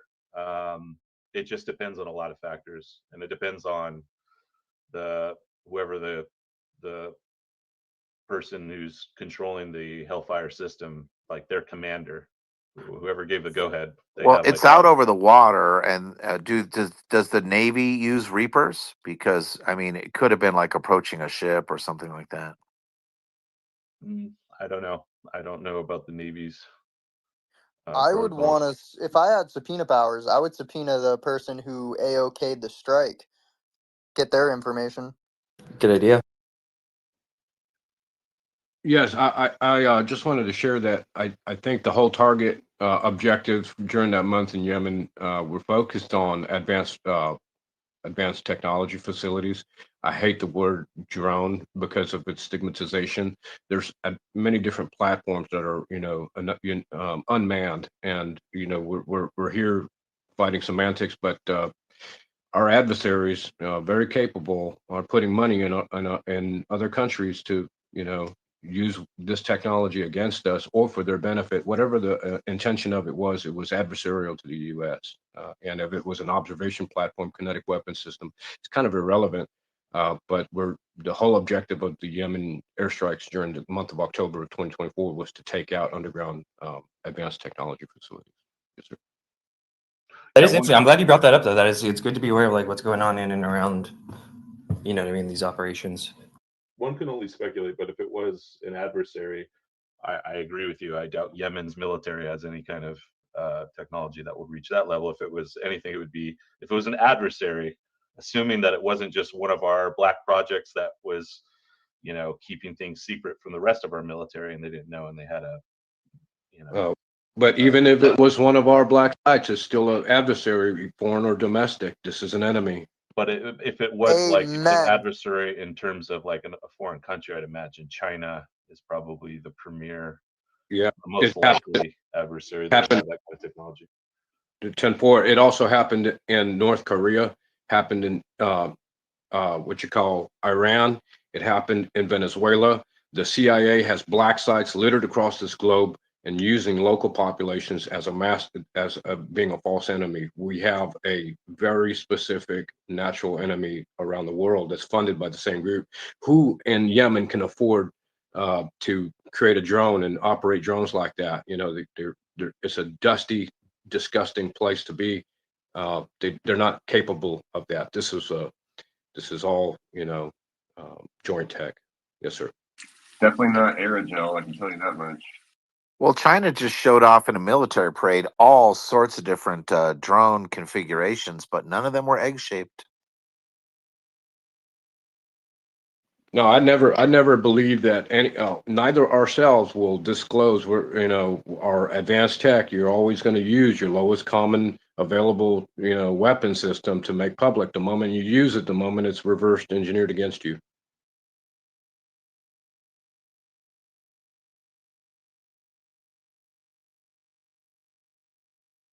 Trying to get Zim back up here. I see you down there, bud. We'll get you in the mix here. We have to drop somebody down. Nathan, welcome to the stage. I don't know if you've spoken yet. That's my bad if you have. But if you want to chime in, go ahead, man. How's it going, guys? Going well, going well. What are your thoughts on this hearing and these videos? Well,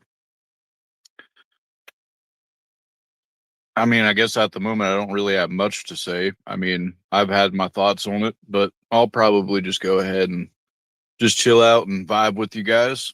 Cool. Yeah, man, it's a little overwhelming. There's a lot to take in.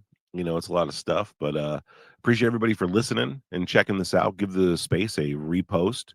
Shoot a like if you want to. If you got any questions or whatever or answers, pop up here. We want to hear from you. We got Flack Thanks Magnet for waking coming up. me up, Tupa. Fucking. Oh yeah. Would have missed out on a hell of a grip today, brother. Thank you. Dude, Thanks for hosting that panel, Red. Appreciate it. Yeah, that was good, dude. As soon as I realized you weren't in, you hadn't already started one, I was like, oh, I know what's going on. We got to call him. We got to ring him up, dude. You slept through Luna's Joe Rogan announcement. You slept Yeah, through and the you're whole a show. menace, bro. You would have woke me up if I wasn't ahead of you. I know you, bro. You're a menace. Dude, Just I you, didn't. Red, and the kid in front of me. Y'all slept through You the were whole just mad shit. that I passed you for half a day on followers. You're like, Couldn't have let it. that motherfucker Couldn't have sleep, it, yo. dude. And the fucking What you did you gotta say when I shit woke up? post your way up. You're like, rise and shine, Unc. Yes, yes. Because I was a little tupa for a little while. I was You're a getting little bro. sunned up. You're a little bro, A little Chupa, yo. That was a How good is it run. Corbell always gets the spot directly behind the middle of the dais every single time? Whose dick does he have to suck to get that spot? Well, you got to Oh, think. he gets there like 4 hours early. No, he gets there with the camera crew, but he's always there, right behind or with Nap, and I think like Fox was to there be, too. James Fox was in the yeah, corner. Fox was there, but to be there right behind the group every time, and I feel like those are his whistleblowers. Am I tripping? Matthew Brown was right there too. I think so I asked too. him. Yeah. Yeah, he Oh, yeah, said but he you've helped been them debunked. organize this hearing. So Because I I've was been surprised. debunked. I thought they wouldn't have. Because you remember, like, Corbell's done with Congress after his little history, but no, the opposite. Again, his whole show, and then they didn't even name Schellenberger. They named like everyone else who testified except Yeah, Schellenberger. they left Schellenberger out, and then Nancy Mace gave Corbell like credit. Big Well, not ups. to be Yeah, fair, big not ups. to be fair, Matthew Brown was mentioned. Burleson picked up Matthew Brown, who was really the guy behind Immaculate Constellation. So I'm not too mad that Schellenberger got admitted in that, just because Matthew Brown was sitting right there. You know what I'm saying? And he's the one who actually authored the thing. So give props to the guy who authored it, not the guy who reported on the authoring of the thing. Yeah, but wasn't like Nick Gold or Mike Gold's name like brought up, and all he was just like NASA needs more funding. Schellenberger was like researching the shit. He was digging in. He Like lived. Gold. You mean the NASA guy? Oh, we got omitted. I was wild. Breaking news. I can confirm that Mick West has already got a Metabug post up. I've posted it to the nest. Oh wow. Let's see. Let's check this out. Working in real time here. Okay, let's see what we're up against here, boys and girls. Heat-seeking seagull. It appears to show a missile intercepted viewed from a MQ-9. After the collision, the debris keeps going, indicating that there's a lot of parallax. Oh, he's going parallaxes. Comparing the motion blur to the more distinct waves, the angular speed seems to increase after the collision. This is true. This would indicate that the target is initially moving at the same general direction as the tracking drone. After the collision, it loses power, and the debris transitions to a ballistic trajectory, quickly losing horizontal speed as it's light and not longer aerodynamic. Okay, so I guess he's not covering the follow-up clip of it like flying still, and the claim that it continues to fly. And I think he's saying that the reason why it looks like it's still going is because of parallaxing. I don't know. He does great video breakdowns. I like this. I can't wait till this one comes out, which it for sure is. So that'll help kind of maybe fill in the blanks here. What do you think, Locals? Yeah, I actually DM'd him asking him a few questions myself, and I'm still not. Well, one, it definitely appears to still be flying after the contact, and I'm still trying to figure out if it curves, right, changes trajectory, or the camera, because the camera pans down at the exact same time that it looks like it's curving. So I'm like, is the camera panning down giving the appearance of it Yeah. changing trajectory? I don't know, but I can say for sure that it's still flying. And the way that those objects after impact, I messaged him as well, and I was like, Mick, how are these 3 pieces of debris breaking off this thing? Headed in the trajectory that the missile was headed initially, and then all of a sudden just fixed in place, like almost like in formation behind the primary object that it was broken off of. And Mick was saying that. yeah, it would have to whatever broke off of it would have to be almost the same exact shape as the other thing to fall at the same rate. He said, I think they just all quickly go to about 0 airspeed, but I don't know.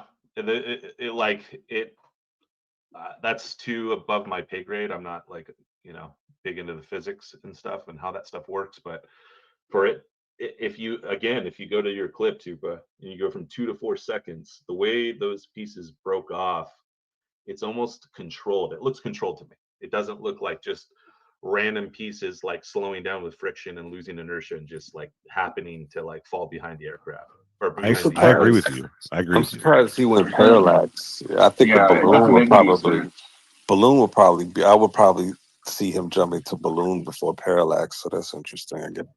Well, you got to think about it. If that's a drone, then a drone's not going to travel in the opposite direction as the object that it's tracking.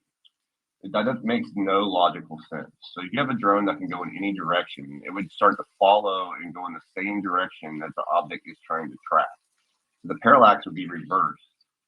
It would not look like it's going fast. It would look like it's going slow because it's moving with it, not against it. The only thing that's going to create parallax like that is if you're in an airplane, you can't change the direction that you're going. So you have to fly in one direction. The drone's not going to travel that fast, and it's going to track whatever object it is trying to. Do we know the direction that the aircraft or the drone was, the Reaper was traveling? That's what I'm saying. It doesn't make sense. Why would they have a drone go in the opposite direction as the thing they're trying to follow? They do that all It the makes time. it makes no logical sense. Why would you not track with the object that you're trying to watch? Why would you go against it? Like go further away If from it? the object is moving slow enough, a drone can do circles around it, and those circles will help it maintain like visual on it as opposed to Yeah, outrunning it or they whatever. can't just like, you know, the drone has to obey the laws of physics, so they can't just turn directions and spin around. Like these are large drones, so they have to like. Are you thinking they're like airplane drones or like a quadcopter drone? Because a quadcopter drone can just sit in place and It's track. not a quadcopter drone. I think it's a Reaper, isn't it? Isn't that what people were saying? I think so. I think even what did Mick call it? An MQ9 viewed Yeah, from an MQ9. MQ9. Yeah. So it's a Reaper. So like, yeah, that's basically a small aircraft, and so So- it has to. It's got a wide arc when it turns, and so it can't just flip around. I don't know. Gotcha, We need the context. We need to know the context of what Mhm. went down. There's a lot of unknowns still, but I could easily see it travel in a different direction. It doesn't need to travel the same direction. It can still pick up, you know, object trajectories and. Locals is learning live in the space that his heroes are fed. I'm just kidding. So it's a UAV. It's not like a drone. Yeah. It's not a. I mean, it's not a commercial like quadcopter. Yeah, it's a military aerial vehicle. Those traditional ones with the badass cameras, little wings. Yeah, the old school ones from Call of Duty. Yeah.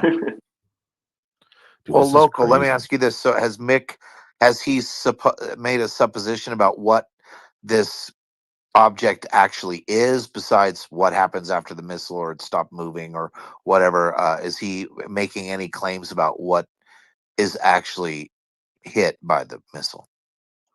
I want to be careful. I don't want to speak on his behalf. I believe he said earlier that he thought it was a drone. Let me see if I can see his comments here. Terrestrial, you probably read his comments, right? Yeah, I actually clicked your link a little bit a second ago. I unclicked it. I gotta go back. Jeez. Yeah, I think because it was really similar to his tweets, to be honest. Dude. He didn't go. I'm too pretty much sure he further. believes it's a drone. Where was it at? He said, "I'm not convinced this is a Hellfire missile. He might just be might just have been giving a generic term. MQ9 isn't really an air-to-air platform." And then he also asserts that he thinks like when he stabilized the second half of the video, the zoomed out part, that maybe that could have just been debris they were looking at that was flowing, which is kind of crazy, but maybe it is. I don't know. That's a pretty wild statement. But he puts a question mark at the end, though. Yeah. I think that is debris. I just don't know. No, what I think he means is like the object in the second video where it zooms out and we keep watching it. I think he's at least questioning, wondering. I'm not saying he's making the statement because he says stabilize the second part, which I'm assuming is since he has the video there, that's of the zoomed out. He says, I'm presuming this is a bit of debris with a question mark. So I don't know. That's the state of cope is bad, yo. I'm pretty sure that's the main craft. And that's so when you zoom out, I'm pretty sure. I would think so. Yeah. I think it's kind of he's maybe reaching a little bit, but you know. I think he's whenever Mick starts, he's kind of in the exploratory phase. So just he's gonna try test and try different little theories and hypotheses as he goes, and his overall wherever he leads to is going to change over time here. So I wouldn't. Dude, we're latch gonna on to learn so everything. much about this video, man, Right. over the next few days. This Yeah, there's a week's lot gonna more be info. insane. You know, Yo, real but quick, by Saturday or Sunday, it's gonna be interesting to see where we're at with it. we got Syrup up here. Syrup, you want to weigh in on this? I was actually going to change the subject slightly, man. So if you guys are still talking, Uh-oh. Okay, shoot me your elevator No, pitch of where you We're want gonna have to take this. drop you down for that. Yeah. No, Syrup's gonna help us get Sawan into space. Syrup, help us get Sawan into space, bro. I wish, DM it I to him. wish he would come into space, man. I miss hearing that guy talk, you know. But no DM question. it to him. The We're having wise fun. old owl. We ain't clicked up like that. But real quick, what do you guys think about the whistleblower claiming that the triangular craft he's seen wasn't ours because of what Arrow knows? Do you think there's any truth to that? I mean, it sounded like he was describing the stereotypical TR-3B, which I always kind of felt like was our black tech. But what do you guys think? What I thought was interesting though, didn't he mention some kind of weird fluid like shit around the edges? Was that always associated with TR3Bs? Yeah, plasma sheath is associated with a lot of craft, but I've heard the plasma sheath around the TR3B before. You say it looked like liquid gold, didn't he? Mm-hmm. Yeah, Like it was like some dripping kind of around the liquid. top from the top. Well, it's identical description to a lot of the big spheres that people see over military bases, that it's covered in a plasma sheath or a fluid skin that's constantly moving. That's, it's electrical phenomenon for sure. Easily To my understanding, the size that he said it was would rule out TR3B just because it was so big. But we don't have a TR3B. We don't know what the general size Yeah. of them are, so it'd be hard to really determine. Yeah, I don't. Well, I mean, I feel like we don't have any craft that are that big. I did find 2 it stories interesting though high that and 100 feet across. I don't think we have anything that large. I did find it interesting. He said that he felt though that the U.S. government had 100% involvement in that sighting, though. I thought that was pretty interesting, right? Because that just rules like our tech right back into it too. Yeah, I don't know how to interpret that too. I was thinking the same thing. Was he thinking that it was our tech, or that there was 100% involvement? Because whatever this sighting happened was over a government base, so that means there's involvement there. The testimony afterwards, the Arrow and being involved in that sense. I don't know, man. I was kind of curious about that too. I should have asked him. We'll just have to get into a skiff with him experience. That's it. Line up the skiff. How did you feel experience about him mentioning Bob Lazar at the end? That kind of was, I was like, come on, bro, please don't. It was slight cringe. Yeah. But he was talking about Lazar more in the sense of how they tried to discredit him. Not that the claims that he was saying were real, but the fact that he said that his records were tampered with and all that shit. So I I don't give like the same thing though. kind of a slight pass. Well, when I think Lazar, if you're going to go all in, you're going to go all in with Element 115 and the sports model and all that shit. You know what I'm saying? But I did have a slight cringe with him getting brought up and with Greer getting brought up. That was kind of like, Who brought up Greer? I like that Greer brought up. Burleson brought him up, I think. Burleson's a real one. He But we seemed love pissed Greer. today too. Did you pick that up? I never heard his like angry voice. Real quick, I want to say what's up to Lori. Lori, we're going to cycle some people around, but I wanted to give you a chance to get your question off if you had anything up here to say. What are your thoughts? Oh, that today was awesome, and that video that was amazing. But did you notice that Burchett emphasized about an underwater base during part of it? It was like he was bringing it up to add it to it, that we've not, talked about this. And the other question I had is, what do you guys think? They're not talking about any of the woo or whatever the hell you want to call it factor. Is it they're just trying to get the basics out before they get all the other stuff brought in? Or, I mean, what do you guys think's going on with that? It's I did- possible around that. I'm sorry, my bad. Go ahead, Matt. No, I was just going to quickly add, I did notice that Nucatelia, that's how you say his name, he did say after his sighting, he did check around to see if anybody was abducted. That stood out to me. That was pretty interesting, no? Yes. Oh, that's interesting, man. Good call. Nucatelli, isn't it? Whatever. Nusatelli. Nucatelli. Yeah, he also mentioned that like it almost seemed like the craft knew that they were looking at it. He talked Yes. about all the evidence. He talked about that. Good shit. Like he was looking, and all of a sudden they're like, "Hey, shit, somebody's looking at me. We got to go check it out." And that's not the only time I've ever heard that. I've heard that a lot. That it's like when they get noticed, then they notice back. Yeah, that's one of the most consistent characteristics of these, or behaviors of these craft, is they seem to know when you know that they're there, which is weird. And Yeah. it's very confusing aspect of the phenomenon. Super crazy. I want to welcome Gabe to the stage, and thank you, Lori. Thanks for that Oh, hype. no problem. We needed that. Go ahead, We Gabe. love. I love you Thanks, guys. guys. Likewise, Yeah, brother. I just want to say like this was my first UFO-gasm, and ended up being the big one, so I'm pretty happy about that. I don't have to go through the years of the letdowns, you know what I mean? But I just wanted to go back to the video with the Hellfire missile just a little bit, just to because I think that video is so significant in that it shows a missile hitting a moving object in the air to its tail, fracturing it. But two odd things happen. First, the debris don't fall into the ocean; they trail the object. And second, it doesn't go into a tailspin, so it can't be technology that we have here today. It's just helicopters don't do that, planes don't do that, even drones don't do that. And Daniel that was asked of Silva the is panel in the too house. directly. They were asked that, and they said no.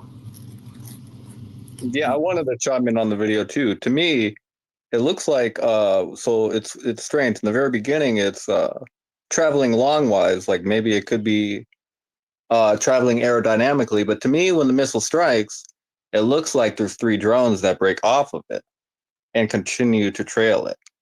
So I don't know what that means. If that means it's ours or not.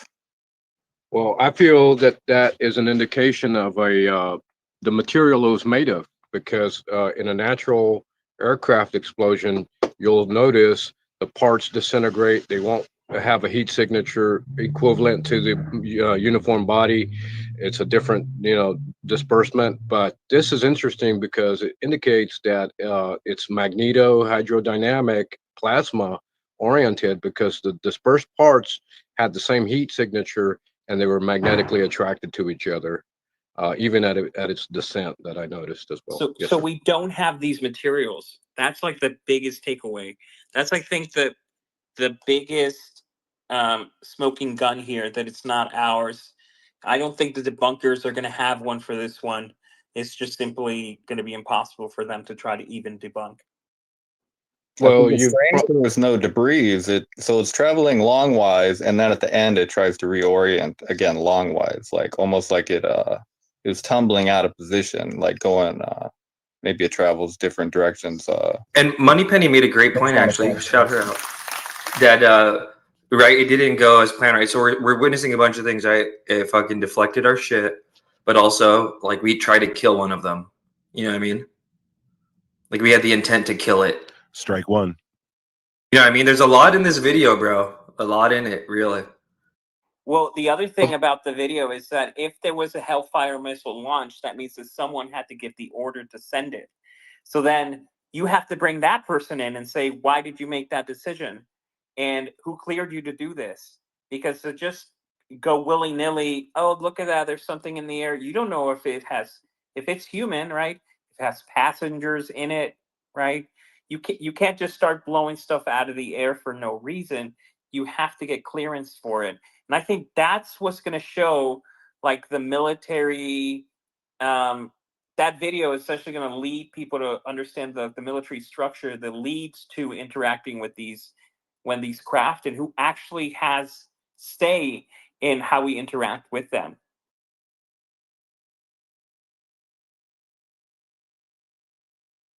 We also can't be sure it wasn't like a test run or something. You know what I mean? It kind of seemed like odd how well they had it panned out. I don't think it's odd at all. There was an active operation against Houthi rebels in Yemen, in that area in the Red Sea, going on for quite some time. They were Yemenis Houthis were striking ships up and down the Red Sea at the time. And I think this was an aspect of that. This was, so we weren't just randomly targeting something. There was an active targeting of advanced air systems in that area and underground bases of which they came from. And I think we just have a small slither of a video that shows a part of that engagement. I'm sure there's more hitting bunkers that they were stored at and other facilities. I'm sure there's drone strikes against ships that were, you know, unnatural, but I think there's an array of drones and unmanned systems they were using. And this may be one of the more advanced versions. Yes, sir. I can confirm what Introspect just said too, that initially I didn't know it was filmed in Yemen. I had no idea. So there are like armed treaties and stuff where we can't test new technologies in foreign airspace. That's not how it works. Well, I am leaning that it could be, you know, an Iranian drone docking hub of some kind or something like that. There's no way this is an Iranian drone. The material science isn't there. Like, we don't have the material science today to do that. So, like, it can't. In Iran, who's like struggling to even make nukes, right? That we've already blown their, you know, bases up or what have you, and sent them a warning signal just for that. Yeah. If Iran had that material science, they could commercialize it. This is the part that that I think is the biggest blind spot for people.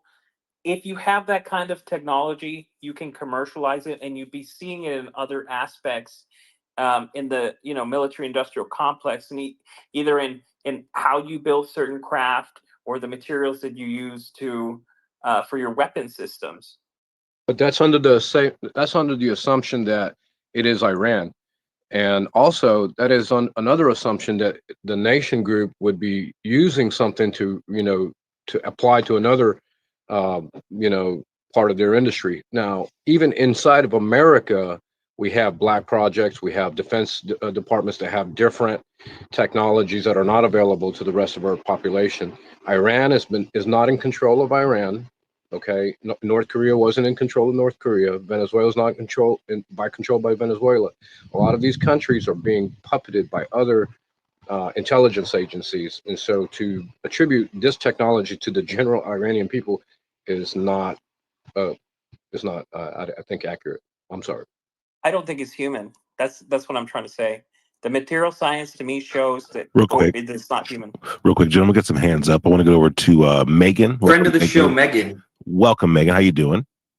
What are your thoughts on this hearing? Hey, I'm doing good. It's pretty good, I thought. Yeah. Mostly you guys were talking about the video. And I tried to just put this up in the nest, but Or made a post that's like kind of zoomed in and slowed down. There were a couple of interesting things that I noticed, right? Which maybe you guys have talked about this already. Sorry if you have. But like, so it's rotating initially, right? And then it stops. And you can actually see what looks to me like one of the pieces of, I don't think they're debris. They kind of seem like orbs. They feel like they're in a formation after they are ejected from whatever the plasma craft is. And you can kind of see one of them emerging out of the side of the orb prior to the impact of the missile on the same side that the missile is like approaching on. And then once the missile hits, it loses all of its energy, it seems, and just like descends due to gravity. And the two other orbs come out as well and start kind of rotating around, and the whole thing sort of wiggles. So to me, I'm kind of wondering if this is something where it was like absorbing the energy of that missile in such a way that it like wasn't going to take it off trajectory, and that the orbs being ejected are like, you know, counterbalancing that momentum. Yeah. And I thought that was just kind of an interesting little thing. If somebody wants to post the video for more, for some reason I can't put it up in the nest, but yeah, I'd be curious what people thought about that. I noticed there was one in the front and then also three in the back, but the one in the front seems to just barely leave it and then go back onto it. Yeah, or into it. it almost seems like stationary at first, like it emerges out of the edge, and then that one kind of doesn't move when the missile impacts, but then two others kind of fall down. There's also a couple seconds in, two little flashes of like what looks to be two more, or maybe just one that's moving orbs that show up. It's weird. It's a weird video, man. I like it. Yeah, and the fact that the missile doesn't break, right? Doesn't it doesn't nothing happens to the actual missile. It almost it's almost as if it just goes directly through it, like if it was paper mache or something. Yeah, I don't know. It feels like it's the energy from the missiles getting absorbed almost because the missile just Okay, falls. I have a quick skeptical tingling, real quick. Lay it on me. You guys want to hear it? What if this object wasn't moving at all? What if it was like, let's say, it had materials like causing it to float, like some type of like inflatable, and it had underneath it like some spy device or something that was taking photos or whatever, and the parallax is making it look like it's moving, and then they shot it down because it's an observational device, let's say. This is just a hypothetical that I just put together just now. Let's say Well, they that struck it. If that it would was be if it was falling from the sky just straight down. right, but I can just debunk that theory easily because when the missile hits the object at a 90-degree angle, we see the missile move, you know, let's say west to east or south or northwest to southeast, but um, the object continues to move in a straight line. And so if they were just still, the object would have descended down and it wouldn't have been projectiled essentially. You wouldn't know if it was dropping down because of the parallax is what I'm saying. Like if it's an optical illusion. I'm just saying let's assume for a second that this was a still object and this is an optical illusion based on parallax. It would fall awkwardly. Those pieces could fall that way if there's zero velocity, right? They're just zero velocity horizontally. If they're just following straight down by gravity, Yeah, I at totally that understand point, what you mean. it could look that way. But I don't know. I don't think that's That'd have to be almost as amazing as this UFO video, yeah, right? that would Like the be things that yeah, would that be would have to required. be yeah, that would be pretty that's like I don't think it's a likely probability, but I'm just putting it out there just in case like some fucking random Oh, it's good. And again, you know, Lou Elizondo, peace be upon him. Everything he puts out, it's like within 10 minutes. It's been a quiet 2 hours, bro. Yeah. It's been a real quiet 2 hours in debunker land. I'm not gonna. Don't take this as me trying to debunk this video. I just think it's weird, right? So if you've ever shot anything that's moving at a 90, basically perpendicular to you, right? So you have this missile that's it doesn't appear to be leading the target, is what I'm trying to say.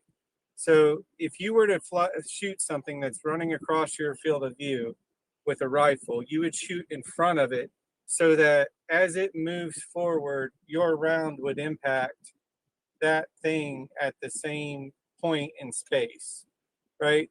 If you watch the video, I posted a slower version of it in the nest. If you watch the video, the missile is not, it's traveling in the same direction as the whatever the orb is, right? So it's traveling in that same direction of movement to the side as it is to the front. So it's not intercepting it at a point in space. It's almost traveling with it to impact it, which I find very strange.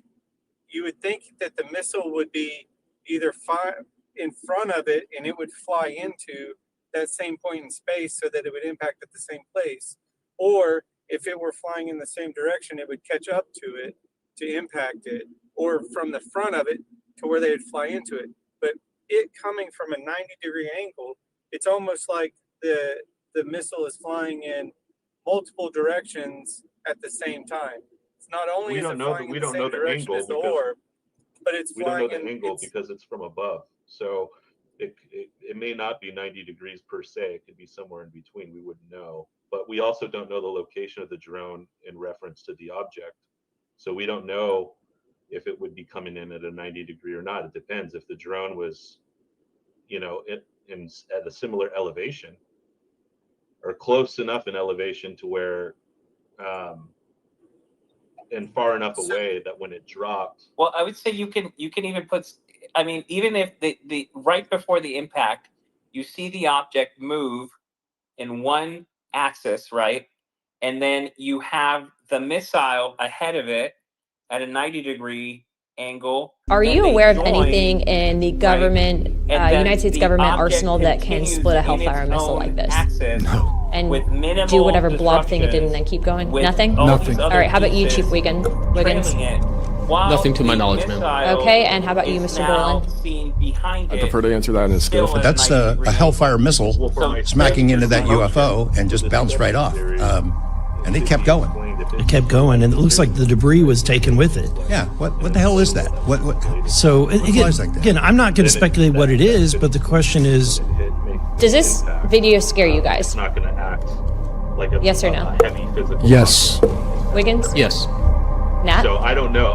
Again. I had a different reaction. I was really happy that it got out. Thanks for providing Curiosity that, kills the Congressman. cat. All right, Mr. Moore. Right, but like, why even discuss it if it's 2%? Now we're talking about how because it's you not. want to It's cover not all your like bases. no, because it's a 90% chance that it's not that. Why would we spend so much time talking about the 2%? Well, each scenario that we're putting forth is a small chance, right? Every scenario we're putting forth right now probably isn't like the exact scenario that's actually taking place. We're just putting out a bunch of assumptions based on what we have. What we have is just a simple video here. I think we it's don't- white noise, Loco. If I'm being honest, I think what you're doing is just putting white noise so that you can't really pay attention to what the tune is. So I think it's clear from the witnesses, the video evidence from military grade video, I don't think there's any witnesses. which we don't have the metadata for yet, but we will soon. And Hold on. I don't think there's any witnesses to this. I think you're conflating that with Wiggins' video. no, I mean the witnesses in the congressional hearing. All right, hold on. I got two things I want to bring up real quick. First off, shout out Dom Luker. See this? It's not just the rip the vid, dude. He did the little thing so people could get. I feel like that's a little respect put on from Dom Luker. Is it not, Tuba? Oh yeah. He fucks with you heavy. He's always posting your shit. You're his UFO guy, bro. This is solidifying it. And then I also want to take a moment to say fuck you to Steve Bassett, who this is coming from whistleblower Charles McNeil 6 days ago. Because Steve Bassett said I wasn't allowed to testify, his exact words was, "It's not the time for this yet." Like what? So when is it going to be time? When we have about 6 months left before all hell breaks loose. So it looks like Steve Bassett obstructed prison whistleblower Charles McNeil from testifying today. Oh wow! And it'd be your own homies, bro. You think they're for the cause, dude? Oh my God, McNeil, what a fucking joke! It would have rolled in the TV on the wheels. You saw the AI thing I made, right? Which one, dude? It's just the image, but it's George Knapp and then the roll-in TV next to him with Charles McNeil. That's some funny shit. Put it up in the nest. Yo, I gotta drop that. Congrats, man. That's a huge retweet. That's pretty fire. But yeah, it was, You're headed to the Illuminati party now. You're headed to Comet Ping Pong for the real disclosure party.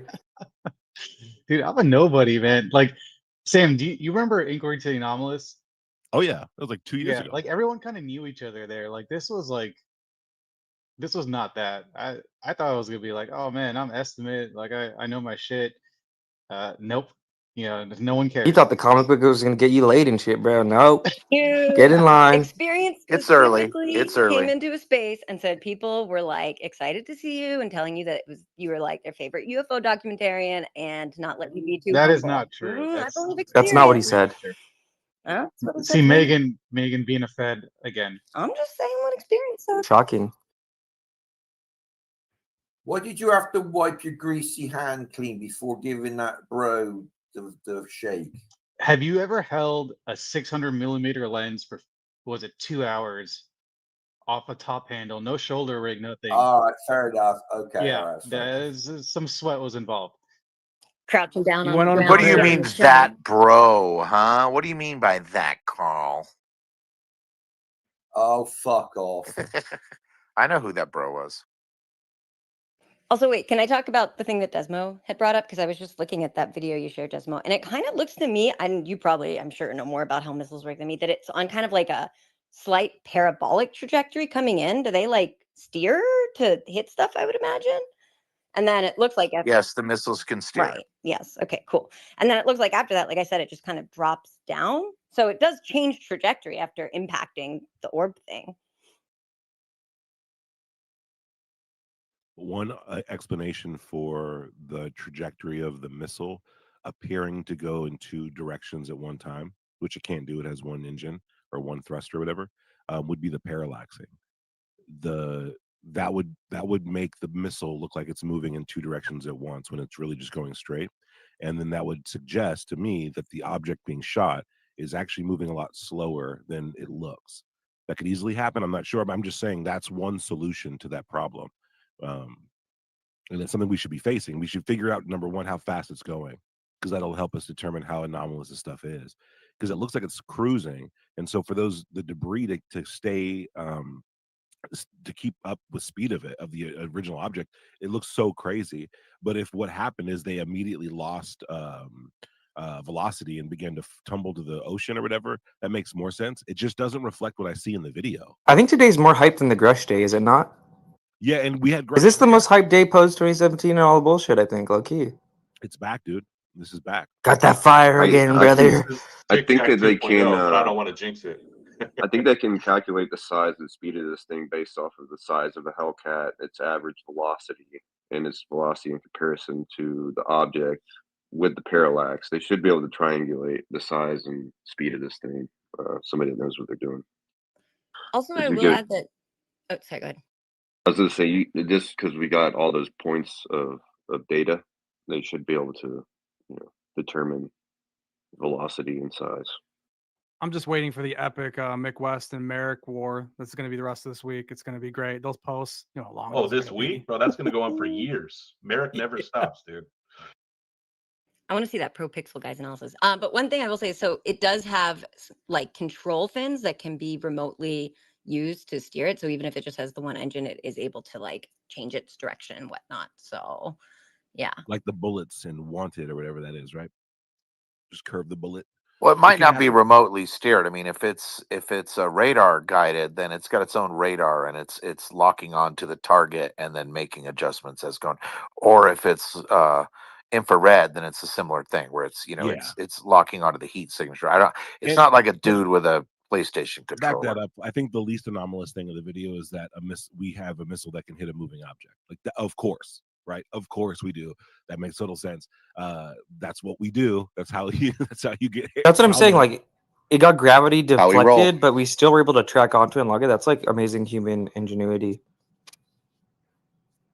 What's it doing flying so low over the ocean?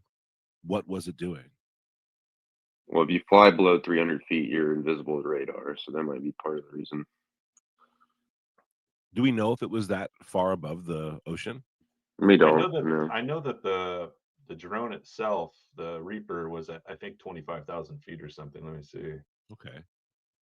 I do know that from 2023 to 2024, a lot of these Houthi drones were attacking ships in the area at low altitude as well. So that could be related. Oh man, it's not the Houthis, man. Right. Because Listen, Come on, you can't. dude. This is ontological shock that we're witnessing.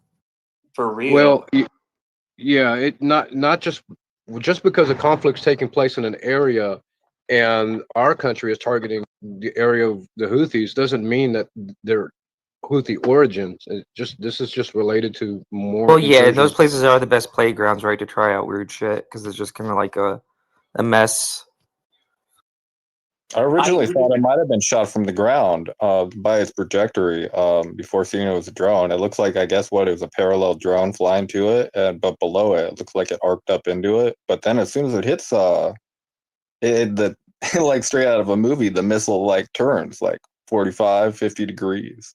I'm almost 100% positive this is a Jeremy Corbell drop because it's so cropped. Because you can see the instrument readings totally cropped. Oh, it totally 100% is. It's their fucking. Yeah, 100%. It's their fucking. Yeah, they've had this in the chamber for a while. I mean, George Knapp said he never saw the video. He knew about this instant, but he never saw the video until that. Oh, really? He said moment that? He said that, yeah. Oh, then I stand corrected. Then how the fuck did it get here? This thing is He was very happy about it. As an AMI. this thing is moving slowly, And I'm gonna estimate if the drone is 25,000 feet, if it's that high, this thing is 1 to 5,000 feet above the water, and it's not moving that fast. When the zoom out happens, you can see like how fast it's really moving. And now it is maneuvering, it's doing stuff, but it's not like flying. It's not flying. It doesn't seem that way. And maybe that's just because when you're zoomed in, like the ocean's moving much faster. When you zoom out, it looks like the background's not moving as fast. But this thing is not directly above the ocean. And then for size, the Hellcat missile is about 5.5 feet long. So that object's probably 20 feet across. I'm sure we Also, established it, but if we haven't, it was another MQ-9 that shot the Hellfire. Burleson says that in the clip. Oh, He says clever you don't see girl. the other drone. He goes, you don't see it in the video. But Yep. it was a different one. Yeah. And MQ was the MH370 and the Lu 23-minute video. I'm Megan going to got say the that this joke. object is probably going 200 or 300 miles an hour. Okay. Just from the speed of the missile, even with the parallax, I think it's probably going something like 200 miles an hour. Hell yeah. We have one estimate, one guess. We'll see how that pans out in the coming Yeah. days, I'm sure. Well, then, those missiles, they travel at like, thousands, like over 1,000 miles an hour, some of them. So you got to think about that with the parallax added onto that. If it was going in the same direction, I really think they're going to be able to calculate the exact speed of these things, or really close to it. I will say, after that impact, it doesn't look to me like it turns. It looks like it drops, just like due to gravity. Like that, It immediately drops. When it zooms out, it looks like it's doing some kind of maneuvering, at least a little bit of a turn or something. But only in the zoom out can I see that. I see what you're Yeah, talking about. I guess to me that looks like what I would expect for a parabolic trajectory is something that's just like being pulled down by gravity because it drops pretty fast. But it could be a turn too. No, I think Yeah. you might be right. I mean, it's really high above the water. So it could take a long time, but as it descends to even look like it's descending, if the camera's locked onto it. So I It don't know. says that There's a lot here to look through. Hellcats go 994 miles an hour. So this is a reference for how fast that missile was going. I don't think it's falling because the two drones that break off of it or whatever they are, they have like a trail that goes straight down, like a reflection, or you don't know what it is, but so Well, I'm that saying the kind of missile's works out falling. that they're falling. The missile's falling. it, Let's it, be does, clear. it definitely appears that it changes elevation slightly after contact, but the magnetic, I guess, attraction of the plasma, I'm thinking of it as plasma. It seems to try to gather itself in the direction that the main body is going. So that's a gravitational. That's what I said too, right? It looks like the little piece even accelerates towards the big one and then it reconnects. It has to be magnetized. Like I don't think anything else could have explained the fact that the pieces trail the main object without It's an losing speed. angel. We are all watching Well, an angel. You have to have some kind of gyro Ashton with system of fans, or whatever they call them, propellers specifically angled like off to the sides and shit. Ashton Forbes is going to have a great field day with this video because it's directly related to magnetohydrodynamics, and I think he's going to have some great insight on this. Yo, everyone, what a wonderful day. Another great day in UFO Twitter world. Something to be excited about, some news to talk about, videos to tear apart. It's been a pleasure. I've got a few other things to do. I'm sure I'll see you guys around the block. Yeah, Chief, how long are you going to keep I'm this going dipping. for? Maybe another 10, 15 minutes. I'm not really sure, Cool. but I'm gonna have to grab something Yeah, I to need get to pretty soon. use- This has been a great space. This shit has been awesome. We don't have to beat the horse till it's dead. We got a lot of videos to uncover or to look through, a lot of stuff to analyze, along with tons of clips to get out so everybody can kind of see what it is. Clev, go ahead while your hands up, and then we might be wrapping this thing up. Yo, so I was looking into the Hellfire missile, and apparently they carry cameras on them. I'm not sure if you guys talked about this. And apparently you can FOIA that camera footage. Not sure if this helps anything, but I forgot to That's bring it good up. stuff, bro. That'd be interesting to see. It just goes to the Love y'all. Peace, MH370 peace. realm. Oh man. Guys, I gotta thank my co-host, Terrestrial, and of course Red Panda Koala. Congrats, Panda, for getting that awesome repost from Dom LaCree. You know what I mean? He's Twitter's bulldog out here. Breaking. Still, so what does he say? Like still unfolding or whatever. Developing. Tom Hanks cut his hair, but today there's real I love news. adding those adjectives to bullshit. It's so good, dude. Well, you want to get people's attention as they're scrolling through. Today's a big day, so utilize all those tools in getting your post out there. This is the inner circle of the UFO community as far as like the internet goes. So we really, a lot of people come here, listen to stuff we talk about, and you know what I mean. They're going to really ingest the UFO hearing through this community's kind of voices and stuff. So be kind. Congrats to Nap. Of course, the rest of the speakers, Nusatelli, hell yeah. The other guy, hold on, give me a second. Wiggins, dude, we love Wiggins. And of course, the other guy, Dylan Borland, we love him. We love Borland. These are household names. I've memorized them. Do your due diligence. Do the same, okay? We owe it to them. All right, guys. But really, though, I think today is George Knapp's day. He's been at this thing for so long, and we got a lot of love and respect for that dude for putting the time and effort to get this stuff out here. He kind of helped shape the lore.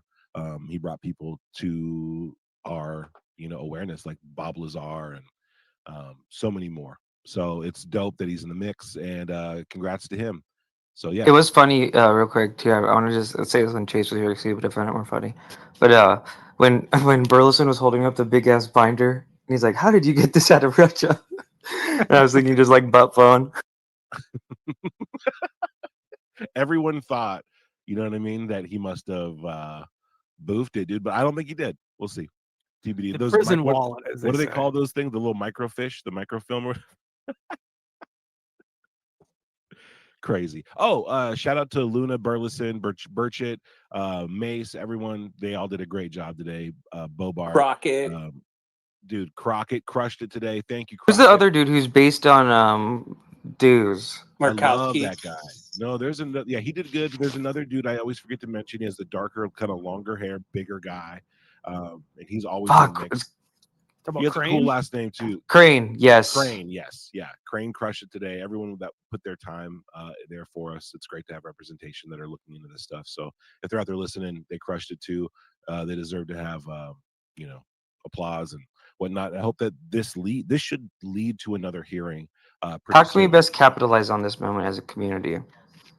Oh, good vibes, encouragement. Keep it going. Tag your local Congress people, I guess, maybe send them a video. Well, yeah, and all just the at least be people. annoying about it. Send this to people. I don't know. Well, that video. It's always weird to that be we're talking about evangelical with today, it. The video we're talking about today, Red, should be shared on every local news channel. People should be talking about it at the very least, so we can see it. Not announce this is alien, but just to say this is the newest video. It's kind of the best we got right now. So if we can make enough noise, right? If these posts get blown up, the local news is going to see them, and everyone's going to see it tonight. And by Thanksgiving, we can have some decent conversation with our family about UFOs. And be nice to new people that join. They're noobs.